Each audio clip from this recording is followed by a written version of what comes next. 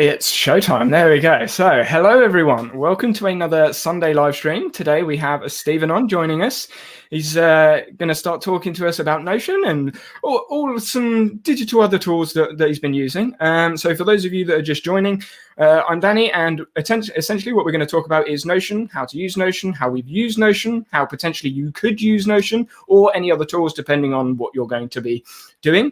Both of us are in academics, so this may lean towards students and academics more than other people, but I'm sure you can transfer those skills into business and home life. If you're watching on the replay, make sure you check the timestamps in the description. I'll make sure I get them done at the end of stream, so you can skip to whatever point you need to. I think that is all the housekeeping. So for those of you joining, just put in chat, tell me where you're coming from. And Stephen, do you want to quickly introduce yourself, what you do, sort of thing?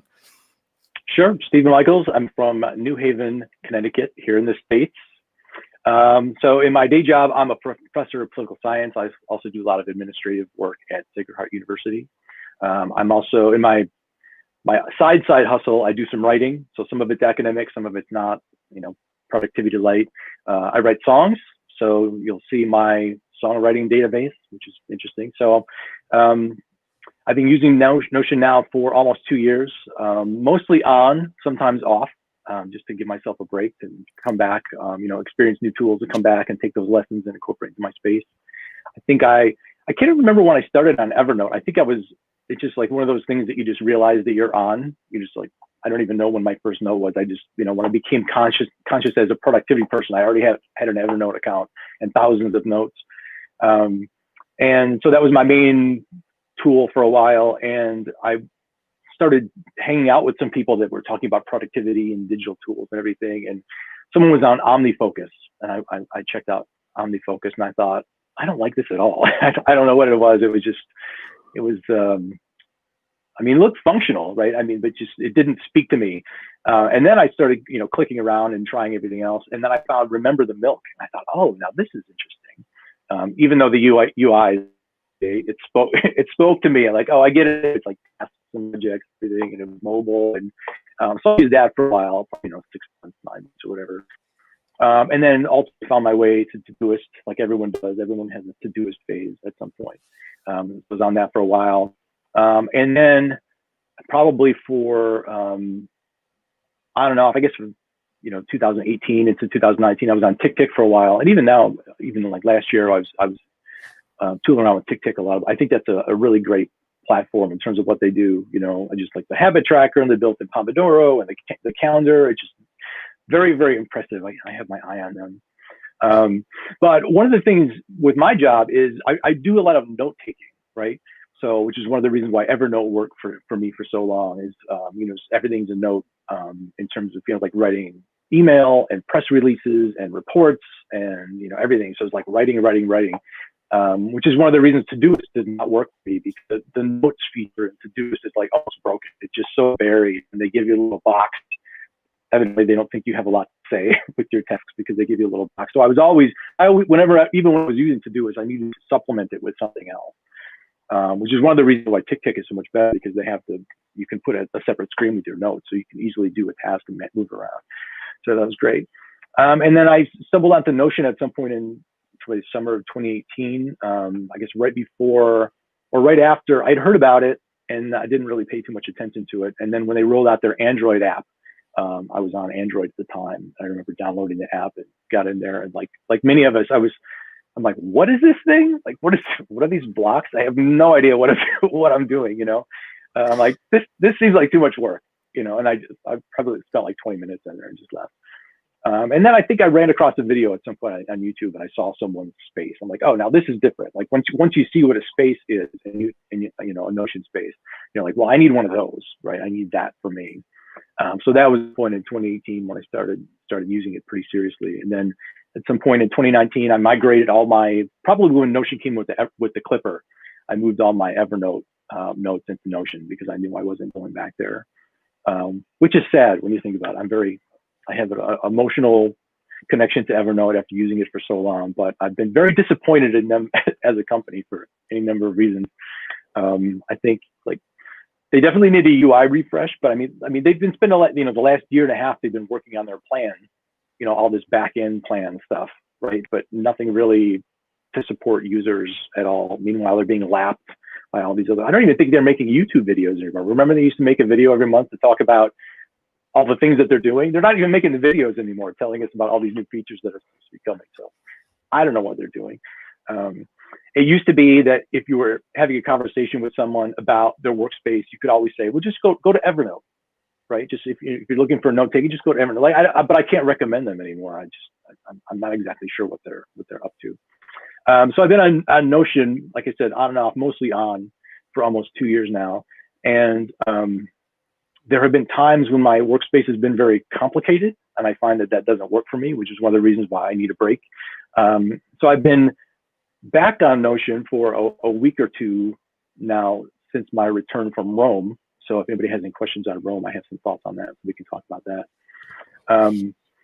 But just a couple principles about what I try to do is most of what I'm working on does not have dates, right? So I'm a big fan of the kanban rather than dates. I think that there's it's one of the reasons why, like Todoist and tick are maybe less effective for me. I don't like to have to move things from one day to another, right? So the schedule for Thursday, I don't do it, and I have to drag it for Friday, or when I come in Friday, it tells me I'm late. But it really never had a due date. So it's either making me move my work or telling me I'm late when I'm not. So I'm always a big fan of the kanban. So you'll see a lot of that. I also like the drag and drop. There's something about my psyche or personality. I know a lot of people like the tick boxes. I just like moving things around. And if you like moving things around, then Notion is definitely the platform for you. I think Danny and I were talking last week about calendar blocking. I think this fits into my anti-calendar blockingness too. I prefer to see all the things I'm working on in front of me and move them around as needed. I don't like things to be scheduled if there's not a schedule. If there's not a due date, I don't want a due date attached to it. I don't want to put on a calendar for any particular day. Maybe that's the point of my life where I am. I feel like I'm pretty established. I'm not a grad student finishing my dissertation. I have a little bit of leisure in my system. So that's the way it works for me. And I guess the other thing, and then I'll share my spaces. I have like a lot of different parts of what I do. So there's like the work life, and then there's the personal life. So I like to keep those things separate. I know a lot of people like to combine those as much as possible. But I think that I like to keep things separate as much as possible, except when there's a reason to bring them together, right? The default for me is to keep them separate, right? So songwriting is one thing. If I'm writing a book, it's another thing. But if, only bring them together if there's a reason to do so. Otherwise, you're just moving your work around for no good reason. Okay. So right. Very big introduction. Yeah, that was a what was that? A 6-minute intro. Love it. So it's like as long as 3 of your videos, Danny. That's true. Good to see you, Tools on Tech. I believe we've spoken as well, actually, Tools on Tech. I think he may be coming on in a couple of streams. I'm not sure. Torin, good to see you. Roxanne, good to see you again. Brigitte, I can never say your name. Brigitte. Yeah. I'm going to put you on screen. From Brazil. There we go. I need to like write down how to pronounce people's names. Right. So, do you want to bring up Notion on your screen? I can see it's currently got us. So if I put it, it'll be the infinite. There we go. So, and then you're seeing it now? Yes, I can see it. So we'll bring it up on screen. There we go. So as you can see, it's a very, very busy homepage. It's a white page. It's a big white page, and it used to not be like this. It used to be pretty standard, I guess. It used to be more like a dashboard or whatever. But in the 2 weeks when I did my tour of Rome, one of the things I just loved the whole concept of daily note. I love signing in and seeing the blank page, and it's it's so inviting, and it makes me want to write. And as someone who tries to write articles and has written books and all those things, like I need to be producing words, right? And it doesn't come easily. I know some people like to write, usually it comes easy. Starting is always hard. Let's put it that way. And I just love the whole idea of the daily notes. I even named it Daily Note. So this is kind of what I see when I sign in the morning. And I try to, I saw Danny posted something on Twitter yesterday about, I think it was yesterday, about journaling. So I give myself some prompts, and I think, people talk about journaling, whether you should do it or, what people do it for. But I think that if you're just journaling about what you've done or how you're feeling, it's really not a way to be productive, right? I mean, you really need to figure out, you need to be purposeful journaling. So I have a couple snippets that I've created with Alfred. So if I wake up in the morning and I just type morning, it asks me, like, where should I direct my attention? What am I curious about? So already I'm thinking, sometimes I'll write about my dreams. I have some pretty messed up dreams, as we all do these days. And I have an evening one too, just about, like, what did I learn? What did I create? So this is kind of like that is good. Started. I like that. Like that's essentially you can choose which template on the page. That's Alfred, right? Like a text expander. Yeah. Right. So I don't use a text expander, and I've, like, people have asked how can you use Alfred or text expanders in Notion. That's nice, because that you can customize the questions you want to answer. That's a nice integration. I like that. Yeah. And you can create, any number, right? Those are just like the morning and evening ones to get me started. I mean, I could have, say if I were working on a project, I could create something about, like, I think I want to write something about higher education and democracy. Might be my next project. So I can customize templates related to that. I've had a pretty regular journaling habit using Day One, which I still keep up. So usually what happens with the daily note, I'll just copy and paste it and stick it into Day One at the end of the day. And I also do a lot of, like, during the day, I'll just click in the time, and just type in, new things whenever the mood strikes. So it's kind of like a running log of what's happening, what I'm thinking and everything. And sometimes, like, if I'm writing something that I think might belong in an article, I might copy and paste it into a note or something else. But usually the whole thing just goes into Day One, which I still use for journaling. But the idea is that, I don't want to just journal about what I'm feeling and what I'm doing. I want it to be purposeful. I want it to be connected with the things I'm reading and the things I'm thinking. So that's what the prompt is there for. And that's what the space is there for. So do you archive those journal entries? Yeah, in Day One. Yeah, not in Notion. Not the whole thing in Notion. Not yet. I've been wondering whether I want to migrate the journal from Day One into Notion. But I have, 5-7 years, and even more actually, because I put some things in there predated from Day One. So, like, the very first entry was the day I was born, right? And it goes up because I put pictures in there and dated the pictures. So there's a lot of content in there. So I thought about it, but I haven't done it yet. But there might come a time when that happens. Riddle, like the. Are you familiar with Seth Godin? Yes. Yeah. So, like, his I guess his daily journal is his daily blog. Like, his blog is kind of like his daily journal, his thought process. And it's something I was actually, when I tweeted, it was last night for me. So yesterday, it was because I was going over some old notes because it came up in spaced repetition, and I was going through it and I was thinking journaling is something I've never got into, but reflection is something I've always sort of done, which I think is what I was tweeting about. And the idea of having just a really short snippet of a reflection or something like that posted somewhere, not necessarily publicly posted, but posted somewhere, right, whether it's a journal, written journal, whatever. It got to me. Like, when I was reading that through, I was like, I think I need to start journaling. How I go about doing it, and if I go about doing it, I'm not 100% sure yet. But the idea of the Seth Godin blog, just looking through all of those daily reflections, for me, is interesting, seeing where his mind has developed from an outsider looking in. And obviously for himself, it must be really useful going back on where he was. Yeah. So, yeah. It's something I'm toying with, playing with. I know. I think Roxanne journals. We went over her space a couple of weeks ago, and I think she journals. I know Marie journals, and a couple of the other Notion users, power users do journal, and they have databases set up and loads and loads of questions and templates and stuff in there. For me, that puts me off journaling or having all of those questions. Are you this similar? Yeah, I mean, I actually have a Notion note somewhere where I've collected all the templates I've ever run across, and I, like gratitude this and everything, and again, I don't want any friction between me and the writing, and so like the fewer questions the better, and I always want to make sure that the questions are something that I either want to write about or that I should write about. Right. I don't want to, read a list of questions and have to pick which one I should write on, or to see a list that's not inspiring to me. So I think this simpler is better, and this has been working for me for a while.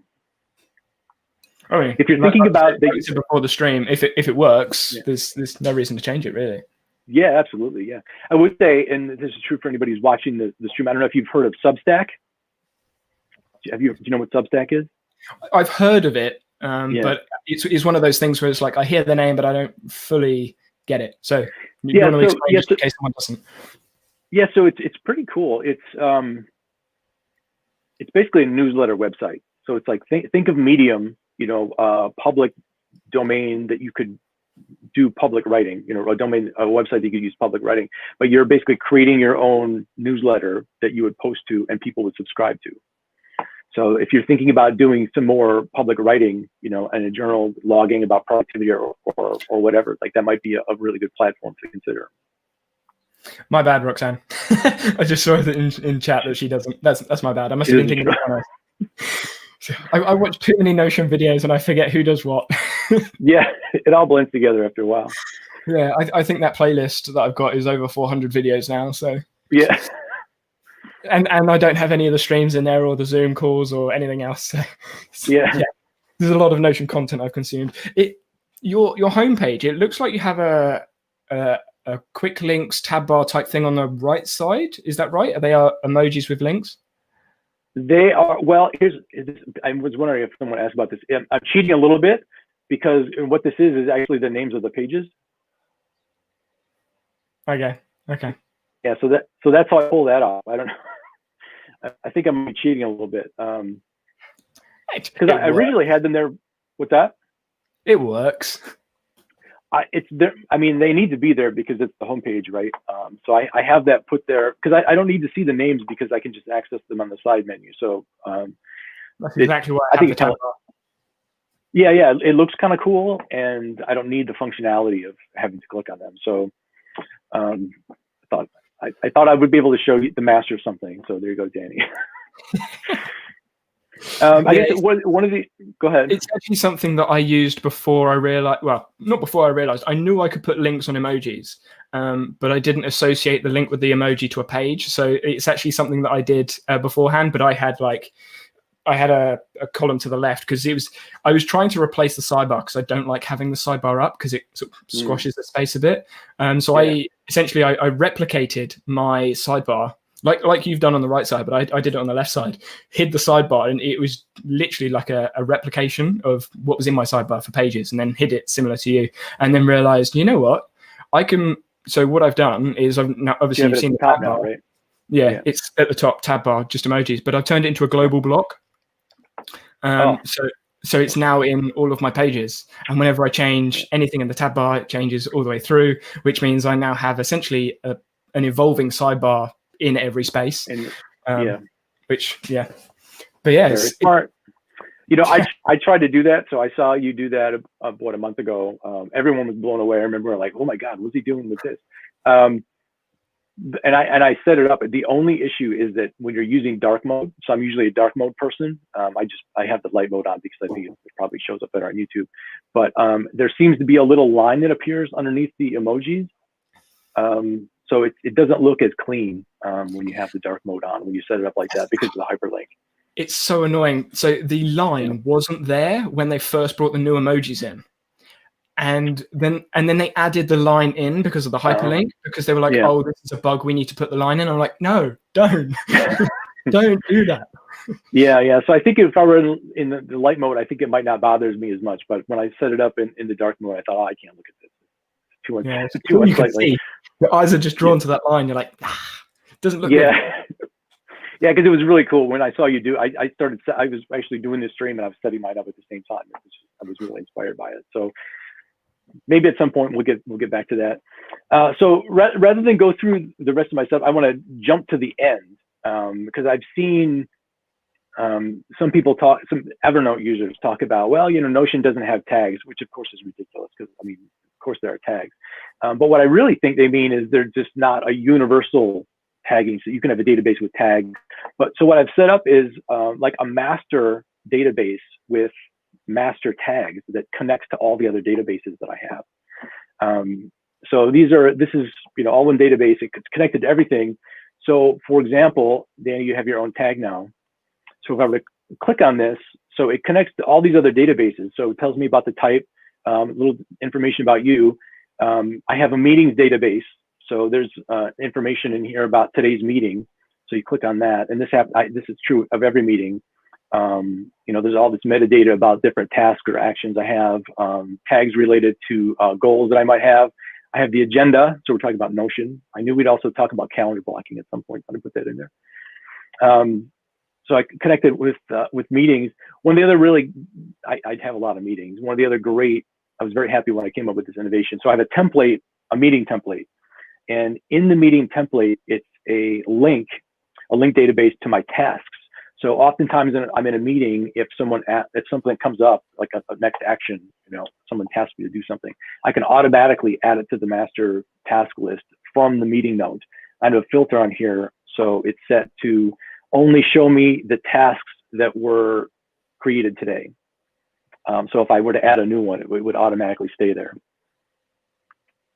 Yeah.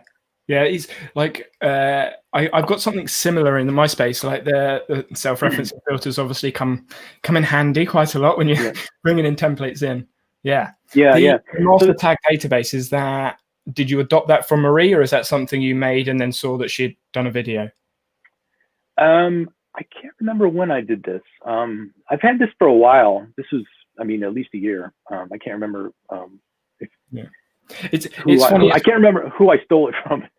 It's one of those things. So a lot of the videos, it's sort of who put the video out first, give them credit, even though other people may have done it beforehand. So with the master task database, Marie did a video about it, but I'm pretty sure any Notion user using Notion at that time would have had a master task database. They just didn't call it that. Or they did, but they didn't put the video out about it. And then suddenly Marie is the master task database person because they did the video first. And then the master tag database, very similar. It's sort of similar with August Bradley's EPV system. It's a very similar system to, I imagine, quite a lot of people. But he's done the video first, so that's where you see it. Resonance calendar for Ali Abdul, another one. Yeah, exactly. I think every single person using Notion has a database for clipping information. But he put the name on it. He put the name on it, so he sort of watermarked it. So these are just links to goals, different context groups. Most of these are regular meetings. Obviously, ours is today, but most of these are committees that I'm on. These are all my work projects. These are my home projects.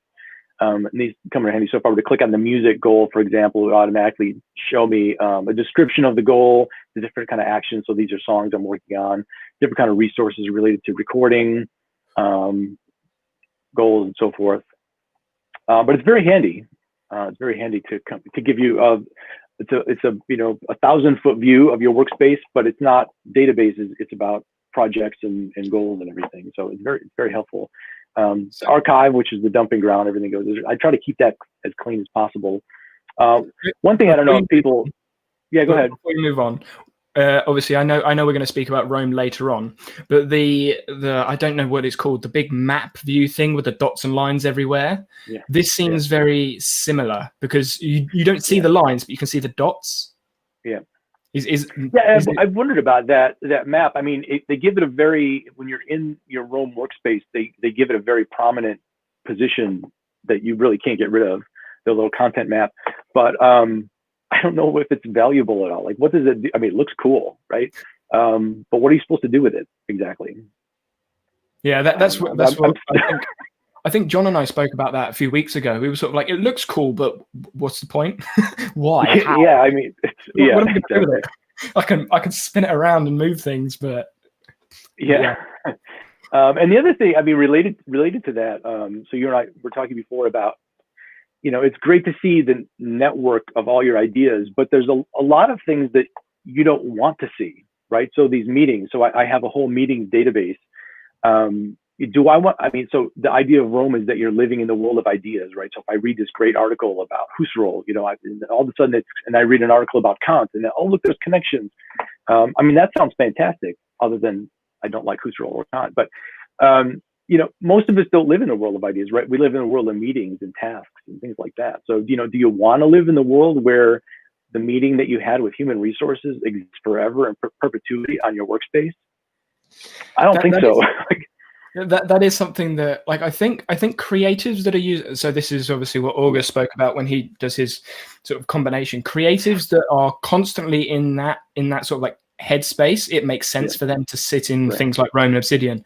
But for me, my task database is massive, my projects database is massive. If I had links between all of those things everywhere, it'd just be absolute chaos, and I wouldn't be able to work my way through things.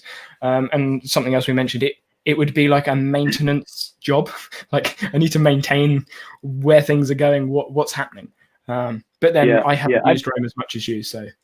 Yeah, I mean, there are magical moments, right? I mean, I only used it for a couple of weeks, and there were times when I was like, oh, look at that thing I'm working on is related to, I mean, that was great, but, there's no archive, right? I mean, everything's a live page. There are filters, right? But you have to activate the filters. So, you have to say, don't tell me about this date or don't tell me about that thing.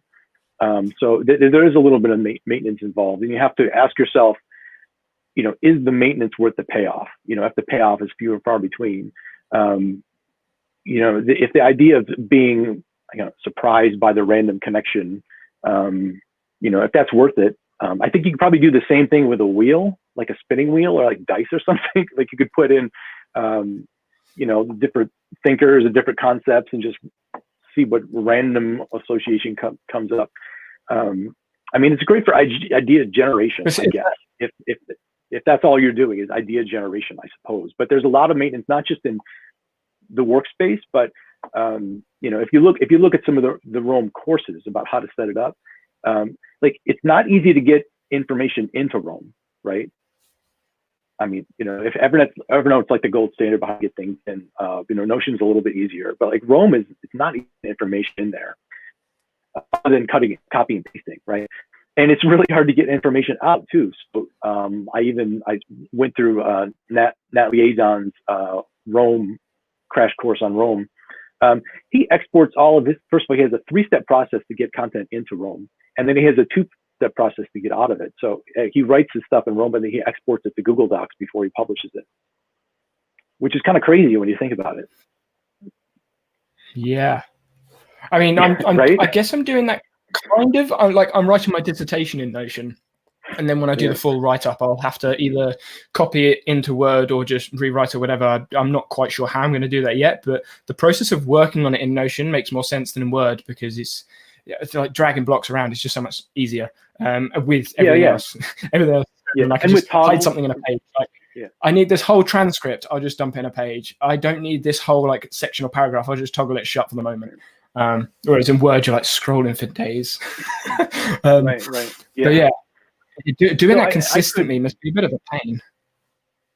Yeah, and I've never been I tried Diagonalist and Workflowy, of course, because just because. And I've never been one of those bullet point people, right? There are a lot of people that just love the bullet point outline, and I've never been one of them. So, and I'm not a hotkey person either, right? So, it took me a while to sort of get up to speed with moving things around. So I guess they're for some people navigation will be really easy, but it's not that intuitive. I think. In terms of writing, like if you're writing small things, 900, 1200 word medium articles or whatever, or blog posts, I think it could be, Rome could be workable. But, a dissertation, a novel, I couldn't imagine. I mean, do you want to say you end up with a dissertation that's, 60, 80, 100,000 words? Do you want to export that all into somewhere else and then have to format it? Probably not. Yeah, no, thank you. So, yeah, it's not. Yeah. Anyway, so I would love to be one of those people that could like live in the world of Rome research and have it work for me. But this makes much more sense to me. I try to keep my archive clear. Speaking of not a lot of archives, I mean, it's like past project semesters with students. I do have a task archive, actions archive, which I don't know if other people do that, but I try to keep that. I mean, it's basically a duplicate of the live task archive, but once a month or usually my monthly review, I might take all the completed tasks and move them out of there. Because I do a lot of I don't have a lot of projects, but I have a lot of tasks that are similar.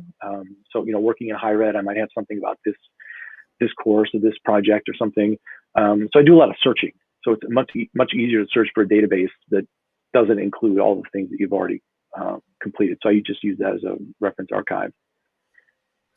So what would you use your archive tasks for? Because I personally delete most of my tasks if they're repeated tasks. Like for example, for the videos, I have like 6 tasks for every video, but I know I've completed the video, so my project is my archive, and all the tasks are just bye. So yeah, sometimes because like I said, I do a lot of writing, email announcements, reports. Some of the tasks contain information that I might need to make reference to later. So we're just doing our annual faculty awards, right? So at some point, we're going to announce the winners for this year. Sometimes my boss will say, like, who won last year? So who won the faculty awards last year? So that would be in the task archive because I had to oversee the whole thing last year. It's either that or move that task to the notes, so rather than just move it to somewhere else, I just leave it where it is and just transfer it to the archive. So I rarely go there. I mean, maybe once every other month I have to go to the archive to find something, but I know where it is. Yes. Okay, that's interesting.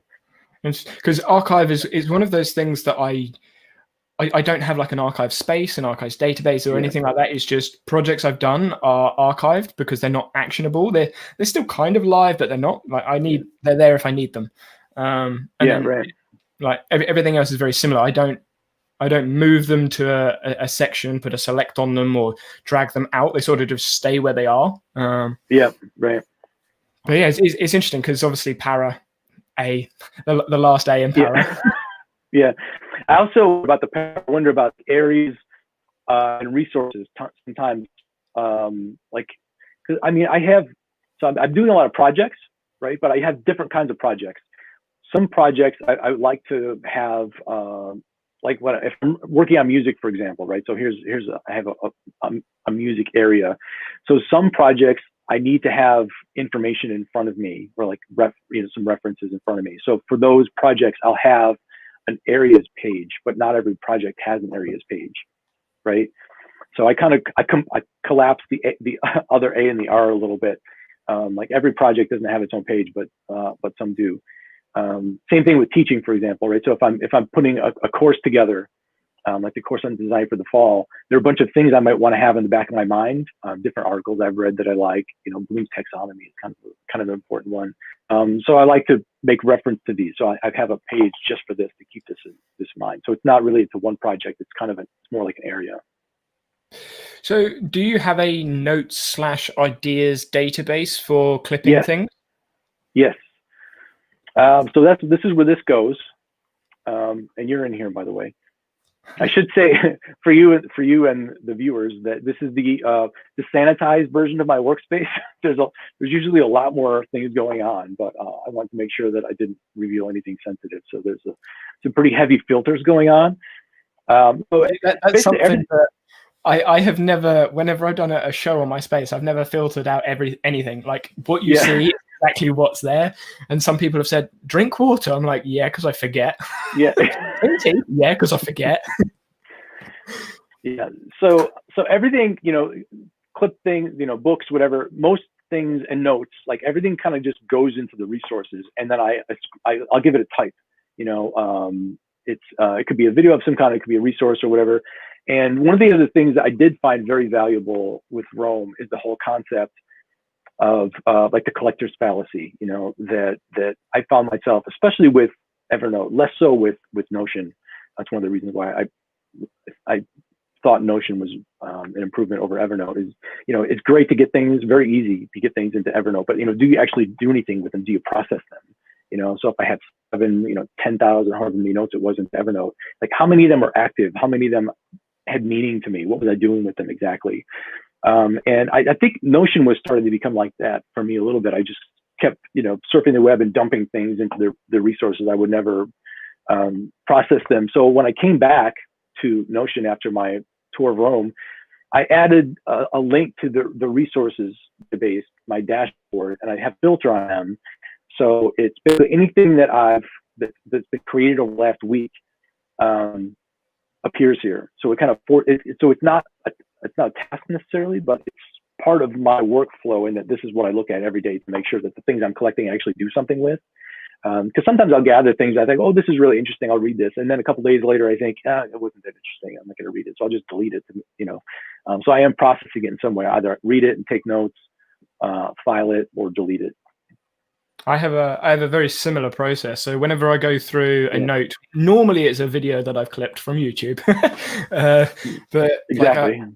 I'll bring it into Notion, and then there's a processing process that happens with the note. So I have a couple of different templates depending on what the note is. And when I'm normally going over the video, going over the article, whatever it is, I'll either put it as flashcards, so spaced repetition, because it's something I want to remember and learn from whatever it is. So that will always appear in my space. I make it a task, so something I need to do. So maybe it's, I don't know, marketing. This is an idea. I should do that. I'll put it in my task database. Maybe it's a project. So I'll put it into a projects database, and maybe it's an idea. So what I'll do is I'll take the note inside of the page note that I've just grabbed and drag it into a notes database. So essentially I'm creating a note from a note, but turning that into an idea, and the ideas will then be filtered for the appropriate space. So every note has a process, and that process turns essentially the dead archivable note, and I'm turning that into either a flashcard, a task, a project, or an idea that I'm going to action in my space. So nothing sort of gets lost. And obviously all the relations are automatic because Notion. So if I do need to go back to that note, I can. And it's linked all over the place. If there was to be lines in Notion from relations, I would be scared to see what my my space is like. Each line represented by a relation. Whew. Yeah, exactly. I mean, that's the great thing, is you can collect a lot of things and have there's a lot going on behind the scenes in terms of how things are connected. And you can, different views. That's where all the action is, right? You can view things or not view things. So this is this is like 80% of the time I'll just have this page open. So it's a list of tasks. It's filtered to either today, this week, or due today, right? So this is a recurring task that actually is here today, and this is complete, so it stays because it's due. But everything is either today or next week. And I know a lot of people, and I used to have things a little bit more automated with regard to recurring tasks and how tasks relate to goals. I had a very complicated setup, but I found that it was easier for me to just do things a little more manually, to not have to think in advance of how things I wanted to go, because I've done it. I know you're great with the automations, but sometimes I found that I don't know, it wasn't that much work for me to do it manually on the spot, and it stopped me from having to worry about whether the automation I had set up was still working for me. So like, for example, I know that people would like Notion to have recurring tasks, and I suppose I would too. So this is an example of a recurring task. So I have to send my boss, I have a regular one-on-one meeting with him every Monday. So on Sunday, at some point, Friday, Saturday, or Sunday, I send him an agenda to talk about what we're going to talk about. So I have it set up recurring, and it's due today. So it came up today. And now that I've done it already, picking a new date in Notion is so easy, right? So if I was on Todoist or TickTick, I would probably have it set up once a week, and I would just click done, and it would go. However, he and I are both on vacation next week, so there is no meeting on the 17th. So now I have to click on 23rd, and now it's gone, and I won't see it again until Sunday. So a little calendar view and do your lovely drag. Yeah. So I have a calendar view in the main task, but it's so easy to pick a date and have things move that it doesn't. And I have so few tasks that have definite due dates, and the recurring things they occur. I bet you of the recurring tasks I have, about half of them are irregularly occurring. So it's not just once a day, once a week, once a month. It's more like once every 10 days. Like one of the meetings I have over here, like the Provost Council meets the second Tuesday of every month. So I have to collect the agenda and send it out. And, that varies when that is. So, so this month I had to send it out on the meeting's on the 11th, but, next month it'll be on the 10th or something, and the dates change. So doing the recurring things with one click, I mean, it's basically an extra click when you think about it, right? Rather than click and it's to do, it's click, pick a date, and it's gone. And it doesn't stop me from, like I said, I don't like having to move things around on a calendar. So if things were automated, once a month, once a week or something, oftentimes when that date rolls around, it doesn't work for me and I'd have to move it anyway. So I'd rather just move it in advance. And that way I put it on the date when it actually is due, rather than some kind of preliminary in between date. It's something, who was it? I think it's Tom or something like that. I was talking to someone on Twitter about habits and recurring tasks. Are there a different sort of like, where's the relation? Because essentially a recurring task, normally it's either you're building a habit, in which case it's a habit tracker, or it's a meeting of some sort that happens every week. And like if you do have a meeting that's every Friday, and it's going to be there, like dragging it down one is not that difficult. Right. So yeah. For me on my calendar, like the friction point there is so small, because like I live stream every Sunday. On my calendar I have the live stream. At the moment I've got like 3 up because people are booking to come on. I was like, oh, it's getting popular. But previously it was literally live stream, I've done that, I'll drag it down, sorted. Like I don't need to tick it off because it's just drag it down and it's fine. The only thing like in Notion that I guess would be, actually I explained this in a video comparing Google Calendar with Notion. Like Google Calendar, the main reason you'd use recurring tasks is for time blocking. Like it's the main reason you use it. Yeah. And the only other way you'd really use recurring tasks is if you're looking at a month view and you're looking at the recurring meeting. But if you know the meeting's recurring, you can just look at it because you're looking at the month view anyway and go, okay, that's every Friday. Like, unless you're really, really, really bogged down with stuff, which I wouldn't suggest you should be, just from like a mental sake, then I don't see the friction point personally. Having recurring tasks is nice, and I've got it in my space, but I think it's one of those things that I've done in my space because it was fun to build. Right. Like it was fun to build and put into Notion, but do I need it? No. And I guess it's similar with a lot of the other feature requests with Notion, like the API. Yes, having Google Calendar linked with Notion would be nice, but at the moment it's a case of click URL, copy, and then paste in Notion. Done. Right. Like, it's 2 clicks, well 3 because you've got to get to Notion. If that was to automatically go into Notion like it would in the Clipper, you'd still have to tag it with whatever you need or you'd still have to do something to that thing, unless you automate absolutely everything, in which case you're probably going to forget things. Like just from experience, when you automate things, you're like, when did that happen? See, that's my big concern. I agree. I think there are a lot of things that people would want to do in Notion that belong to calendar, not just calendar blocking, but a lot of recurring tasks should just go into calendar, right? I mean, they don't need to go into Notion. The other thing, really, it's funny you said the API. The one thing I was thinking about when you were saying that is email, right? Like, so Evernote, was great. You could bring in email, or Todoist and TickTick can do the same thing. Whatever email client you have, I mean, you can create a folder, right? To do folders, archive folders, whatever. Like, why would anybody want to take email from one place to move it somewhere else? Like, just leave it where it is. You could just drag it into a folder and make reference to it. I mean, unless it's really important email, at that point, maybe you want to turn it into a PDF and pop it into a Notion or just cut and paste. But the amount of, I mean, I don't even know how many hundreds of email I get a week. Like maybe one a month would fall into the category that I would absolutely need to have it to make reference to it in a place other than my email client. So I don't know why people want to move. First of all, email is terrible. I think we should just leave it where it is. There's no reason why we need to bring all of that into Notion. It's not. I don't think that's what Notion's for, really. I think this comes along with one of those sort of like app conversations, digital tool conversations. Use the tool for what it's used for. Like I've said a few times on the stream, spreadsheets. You do Excel or Google Sheets. Like that's what the spreadsheet's for. Time blocking. Use a calendar. That's what the calendar's for.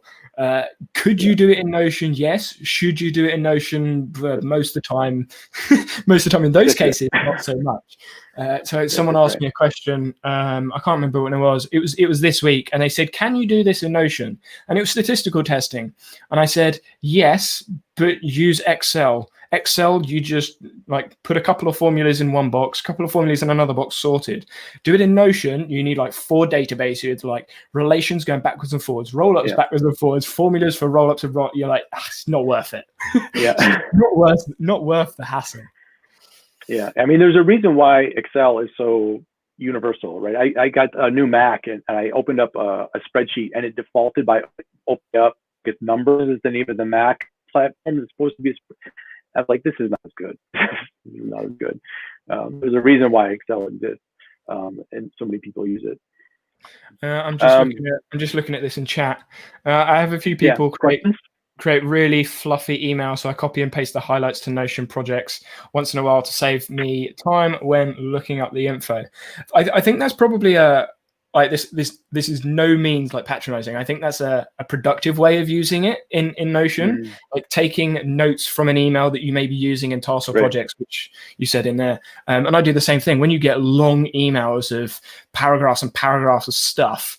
Like going back to the email is great, so I'll have a URL link to that, but I'll also explain those things, like action those things. Similar with my notes. So where I've got the video, I'll divvy up the email like I would a note, and okay, I need to remember this, or this is a task. Drag it to task, drag it to project, drag it to ideas, and split the email up into the appropriate actions needed. But there's not many of those emails that I personally receive at the moment.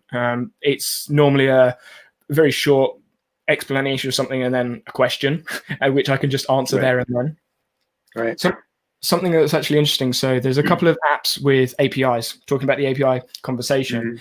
And there was, I think it was Stackby is the app. And I saw a video where someone's got their YouTube views into Stackby API. I'm like, that's great. But when you look at YouTube and you look at the analytics of YouTube, I want all of that number. I want all of those numbers. I want all of those comparisons. I don't just want the views. I want the whole analytics. If I'm going to look at YouTube analytics, or if you're email marketing, if you're looking at open rates and all the percentages and everything, go to where the numbers are. Like, unless you really need to see those numbers elsewhere, just go to where the numbers are. It makes life so much easier. Right, exactly. That's my view, and it sounds like you agree. Oh, absolutely. Yeah, just keep it simple. Other thing, I think I already showed about my meetings. So I have a meetings database that obviously these are agenda items. This is a filter for agenda. So these are upcoming meetings. If I were to click and turn this into minutes rather than agenda, it would disappear. This is a goal tracker. I can talk about that in a minute when we get to the goal page. And this is just another link due to the references we talked about before. I am not a big daily logger. I know a lot of people just get crazy with the logs. And I've only really started taking this seriously, or even remotely seriously, since we've been living in a pandemic. I don't know about you guys, but today. Yeah, my sleeping stuff suffered, especially March and April. I didn't feel like I was eating well. I wasn't exercising as much. I just was all out of sorts. Like March and April were just terrible. I think I'm a little better now. So I just kind of try to keep track of, and it's more about like an opportunity for me to just reflect rather than gathering the data for the sake of gathering the data. Like, I don't even know how long I've been doing this, but if like all the data were to disappear, I wouldn't really care. But just keeping track of like when I get up and everything, and what kind of exercise I've done, and just reflecting on how I feel and everything. I really like, and I stole this from Francesco D'Alessio about a food rating. Like, just think of like, okay, what kind of, on a scale of 1 to 5, how was your diet in a day? I think that's a really good idea. I've taken the rating scale and applied it to focus and energy too, just because I think it's worthwhile to stop. And also, ordinarily I wouldn't keep track of my reading and writing, except there was a month or two that passed early in the year when I realized that I had stopped reading almost everything. I was just like watching videos and I was basically watching the news as much as possible, which is not a good place to be. And then I wasn't writing anything either. So I'm trying to get myself back into a writing routine. Not necessarily a habit, that's probably too high of a goal, but just to make myself focused a little bit more on the things that I want to do. I think what you've sort of like, don't let me put words in your mouth, but I think what you've done is you've looked at yourself, you've gone, I think I need to do something about this, and then you've used the tool to help you get there, rather than using the tool because you can. That's right. Yeah. Like, and then what you're saying before about like drinking water, like I've seen some people put, brush teeth.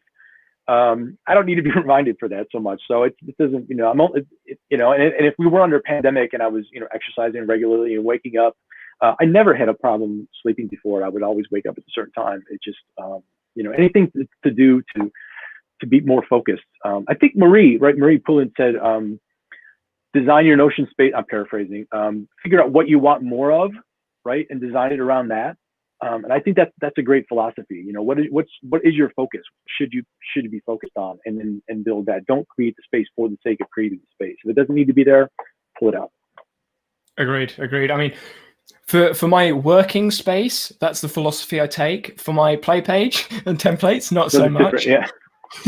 But that's adult fun. Yeah, that's right. Adult technology fun. So this is, I mentioned before, I'm a big drag and dropper. I think, my brain thinks like a kanban. I don't like dates. I like thinking about this. So this is the default view of my tasks would be this way. I move things along.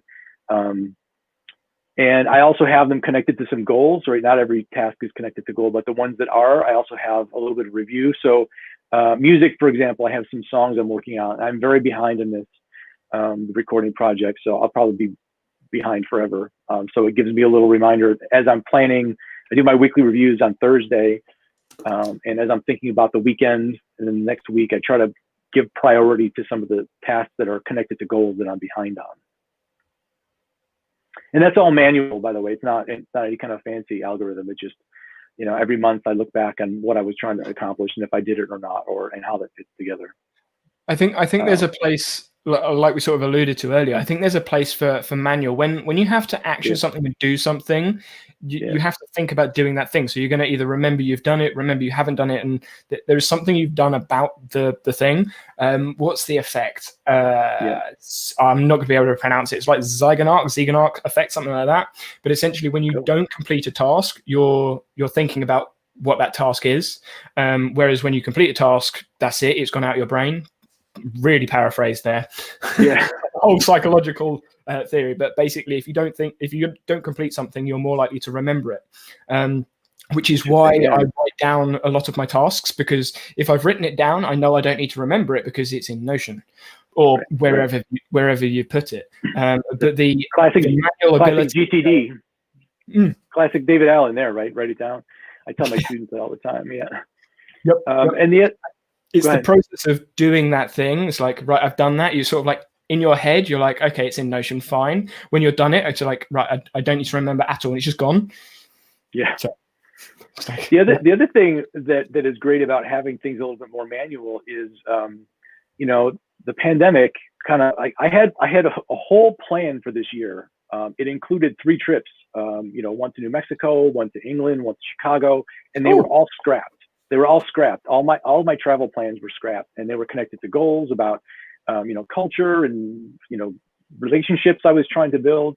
And, and I had created a year plan for myself that I spent a lot of time thinking about what I wanted to accomplish in 2020, and it wasn't well into April or May when I realized, like, wait a minute, I have to scrap everything. None of this works anymore, right? There were plenty of things I couldn't even do. And then there were things that I could fill my time with, but, did I have the energy to do that anymore? So that's another reason to sit, every month to think about how your goals change, especially this year, because everything just kind of blew up. Sure.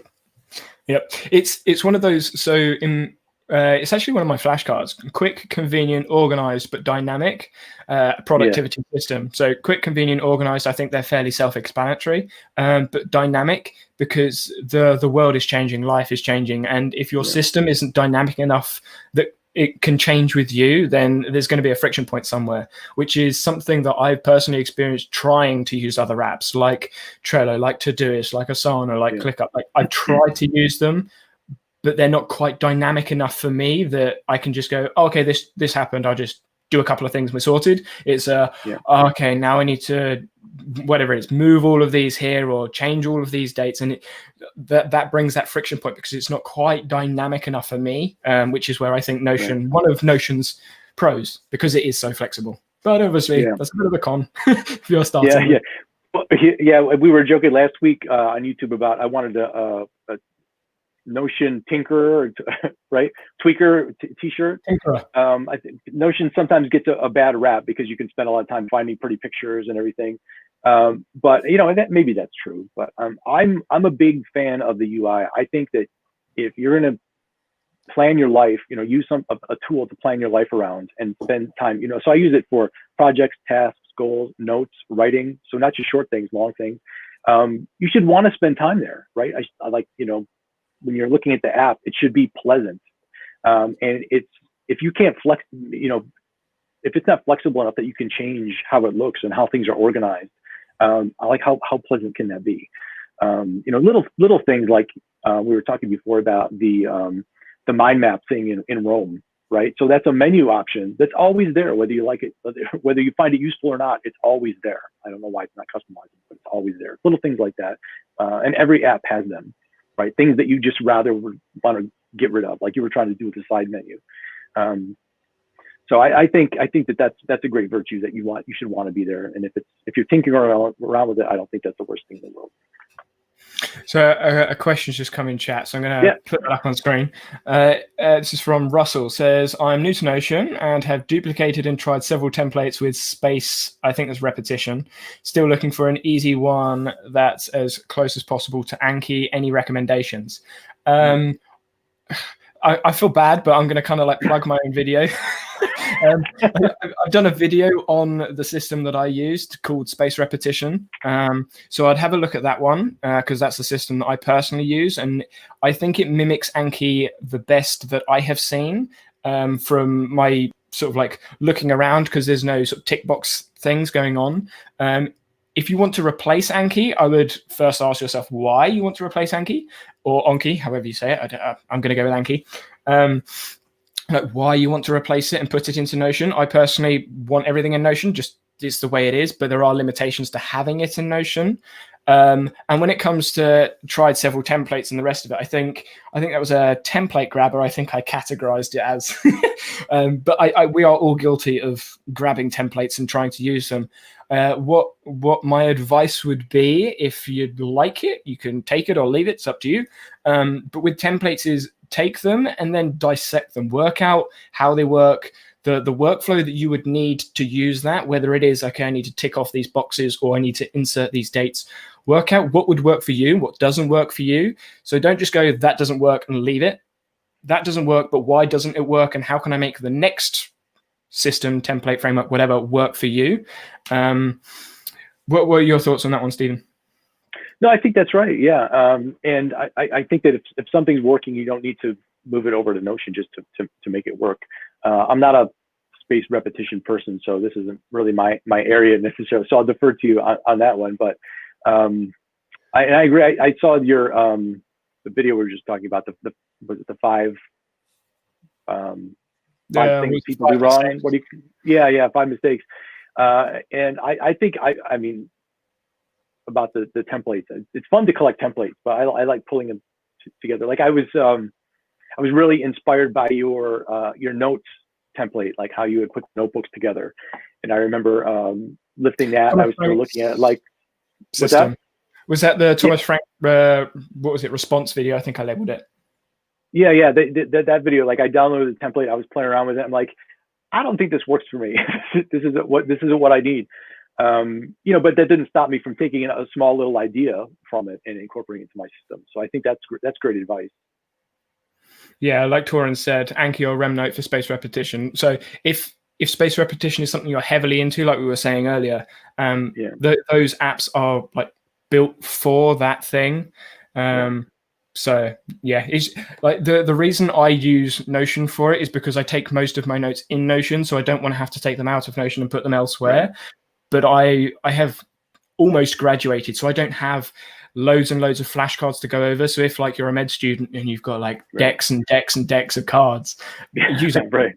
Use Anki. It makes more sense if you're going to use it in Notion, or if it's just like a topic type revision, so spaced repetition for a topic or a module, then potentially you could do that in Notion, and then just when that comes up, you can then go to Anki for those decks. That could be a way of doing it. I've actually got a student template, which I can't remember. It's somewhere on my Notion page, but you could have a look at that and see how that works. And again, dissect it, take what you want, leave what you don't.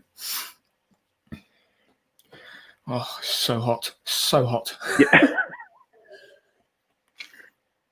Like windows open, I got the fans on as well. I've like hidden the fan so it doesn't hit the mic, but it's so hot at the moment in the UK.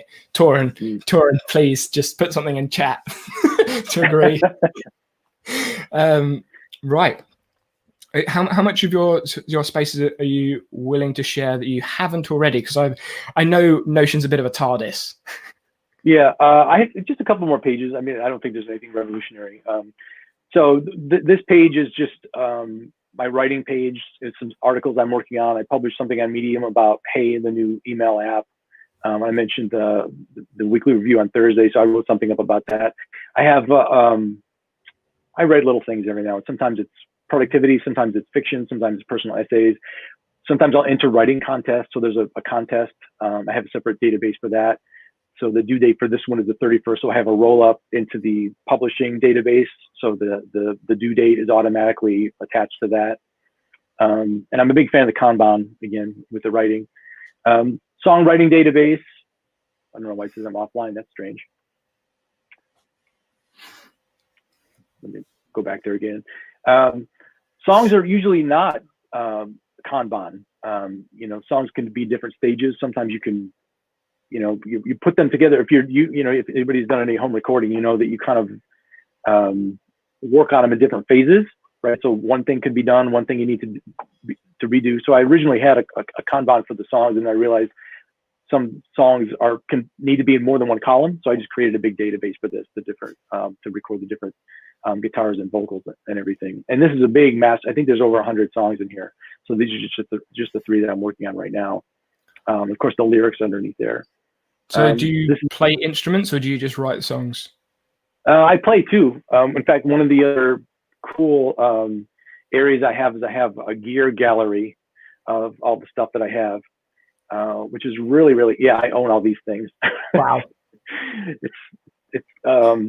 It looks cool. Are they pictures you've taken, or have you just copied them from Google and then put them in the gallery? I copied them. Usually when I bought them, I would copy the picture. It looks cool when they're around the apartment, but when you see them all in a Notion gallery, it looks excessive.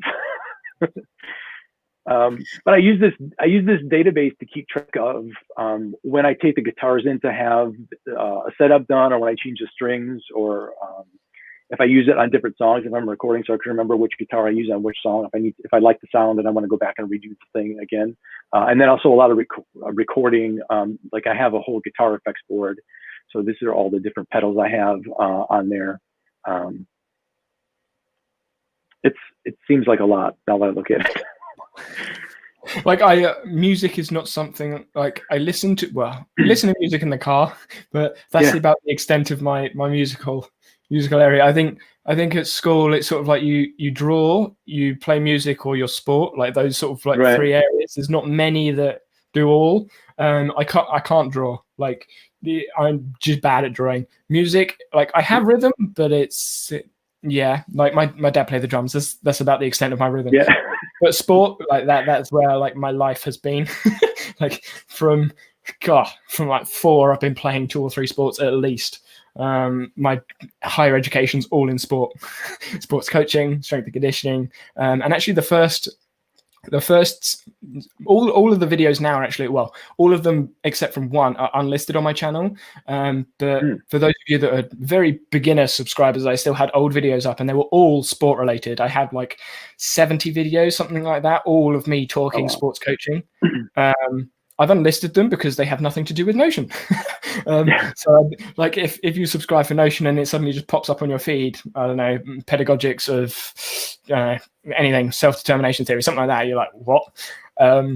But yeah, so a lot of the videos were sport. So sport was my thing. I think I've got a trampoline video up that's still there because it's actually for a club that I trampoline at. But yeah, sports my thing. Music, not so much, but the guitars look cool. In your former life, yeah, I think that Notion is great for keeping track of any kind of project like that. The only thing I would caution anybody who's thinking about using it, if you need to make, if you're in a band or an artist that plays out and you need access to lyrics, like on an iPad or something, make sure that you have them downloaded. You don't want to end up at a bar with bad Wi-Fi and then not have to access your lyrics. That would be a problem. So these are all the active goals for this month, this semester, or this year. And then again, these are manually assigned and then connected to some actions. And then I think it was in the video last week you were asking about a syllabus. Mm-hmm. Yes. In the stream, you guys, we were talking about syllabus or syllabi. Yeah. So this is what I've created for my fall class. This is what a syllabus would look like, or at least what I think a syllabus would look like in Notion. The great virtue I think that a Notion syllabi would have is the toggles, right? Because I mean, if you've ever had a syllabus before, there's just so much text in it, right? You're like, I don't need all this stuff. So the ability to hide things is really, really great. Such a small feature, but it's so useful. Oh God, I mean, I remember when I first started into Notion, I'm like, wait a minute, toggles? This is a thing? Because especially if you're writing long form, like books, chapters, whatever. I mean, you could make a chapter its own page if you wanted to, but the ability to hide sections of text behind toggles, it's a game changer for anybody. I wish I had been able to use it sooner. So anyway, I have a lot of things hidden underneath the toggles, and then I have a database created for the assignments. So it's the type, it links to all the different readings, how they're connected to the outcomes when they're due, and as we're working through them in the class, we can check them off. Links to other resources, but this is kind of what a syllabus would look like in Notion. So, do you reckon you could use this is like hypothetical? Do you reckon you could use Notion as not necessarily a replacement for Blackboard and the rest of it, but maybe for structuring lectures or syllabus and things like that? Because obviously you can make it a public page and the students can access it in lecture or out. Yeah, absolutely. Yeah, especially if you were going to make it interactive, it might be a little more complicated because there's a lot of there are some regulations related to either FERPA. You wouldn't want to keep any grades in there, and that might be a little in the United States at least. You need to make sure that your grades are protected. But also there's some accessibility requirements that you need to make sure. I mean, because Notion's a web page, I'm imagining it's okay with accessibility if any students needed a reader of any kind. But I'm not exactly sure about that. I should check with their accessibility office to see about that. But I've said to my students that if they want to write papers in Notion, they could do that. No one's taken me up on it yet because I don't think there are any students who are using it. But I've definitely showed them Notion pages, for example, and it would be a really great way you could easily use. Any student that doesn't use Notion is stupid. Yeah. Yeah. So I'm hoping. I think the first student that comes up to me and says that he or she is going to write their papers in Notion gets the A. I think it's the easy way around it. But the more trend there. Yeah, the more I use Notion in classes, not for syllabi or for engaging with students, it's just keeping track of them all.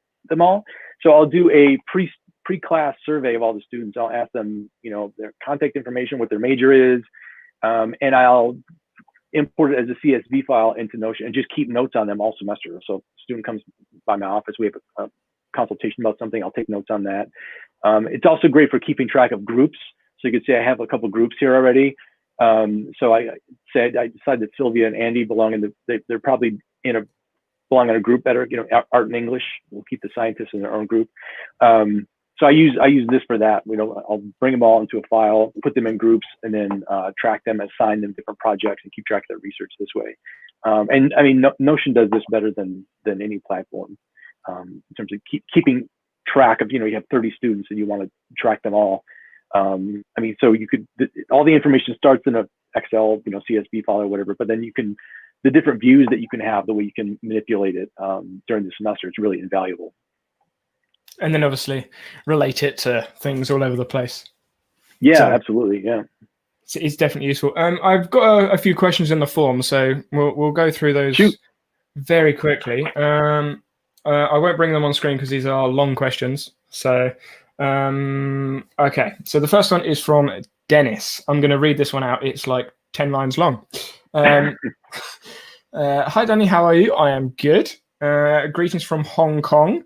I've been enjoying watching your Notion videos on YouTube. I'm glad. Hopefully you found some use. I am building a media library for our internal design and marketing team. Right. Okay.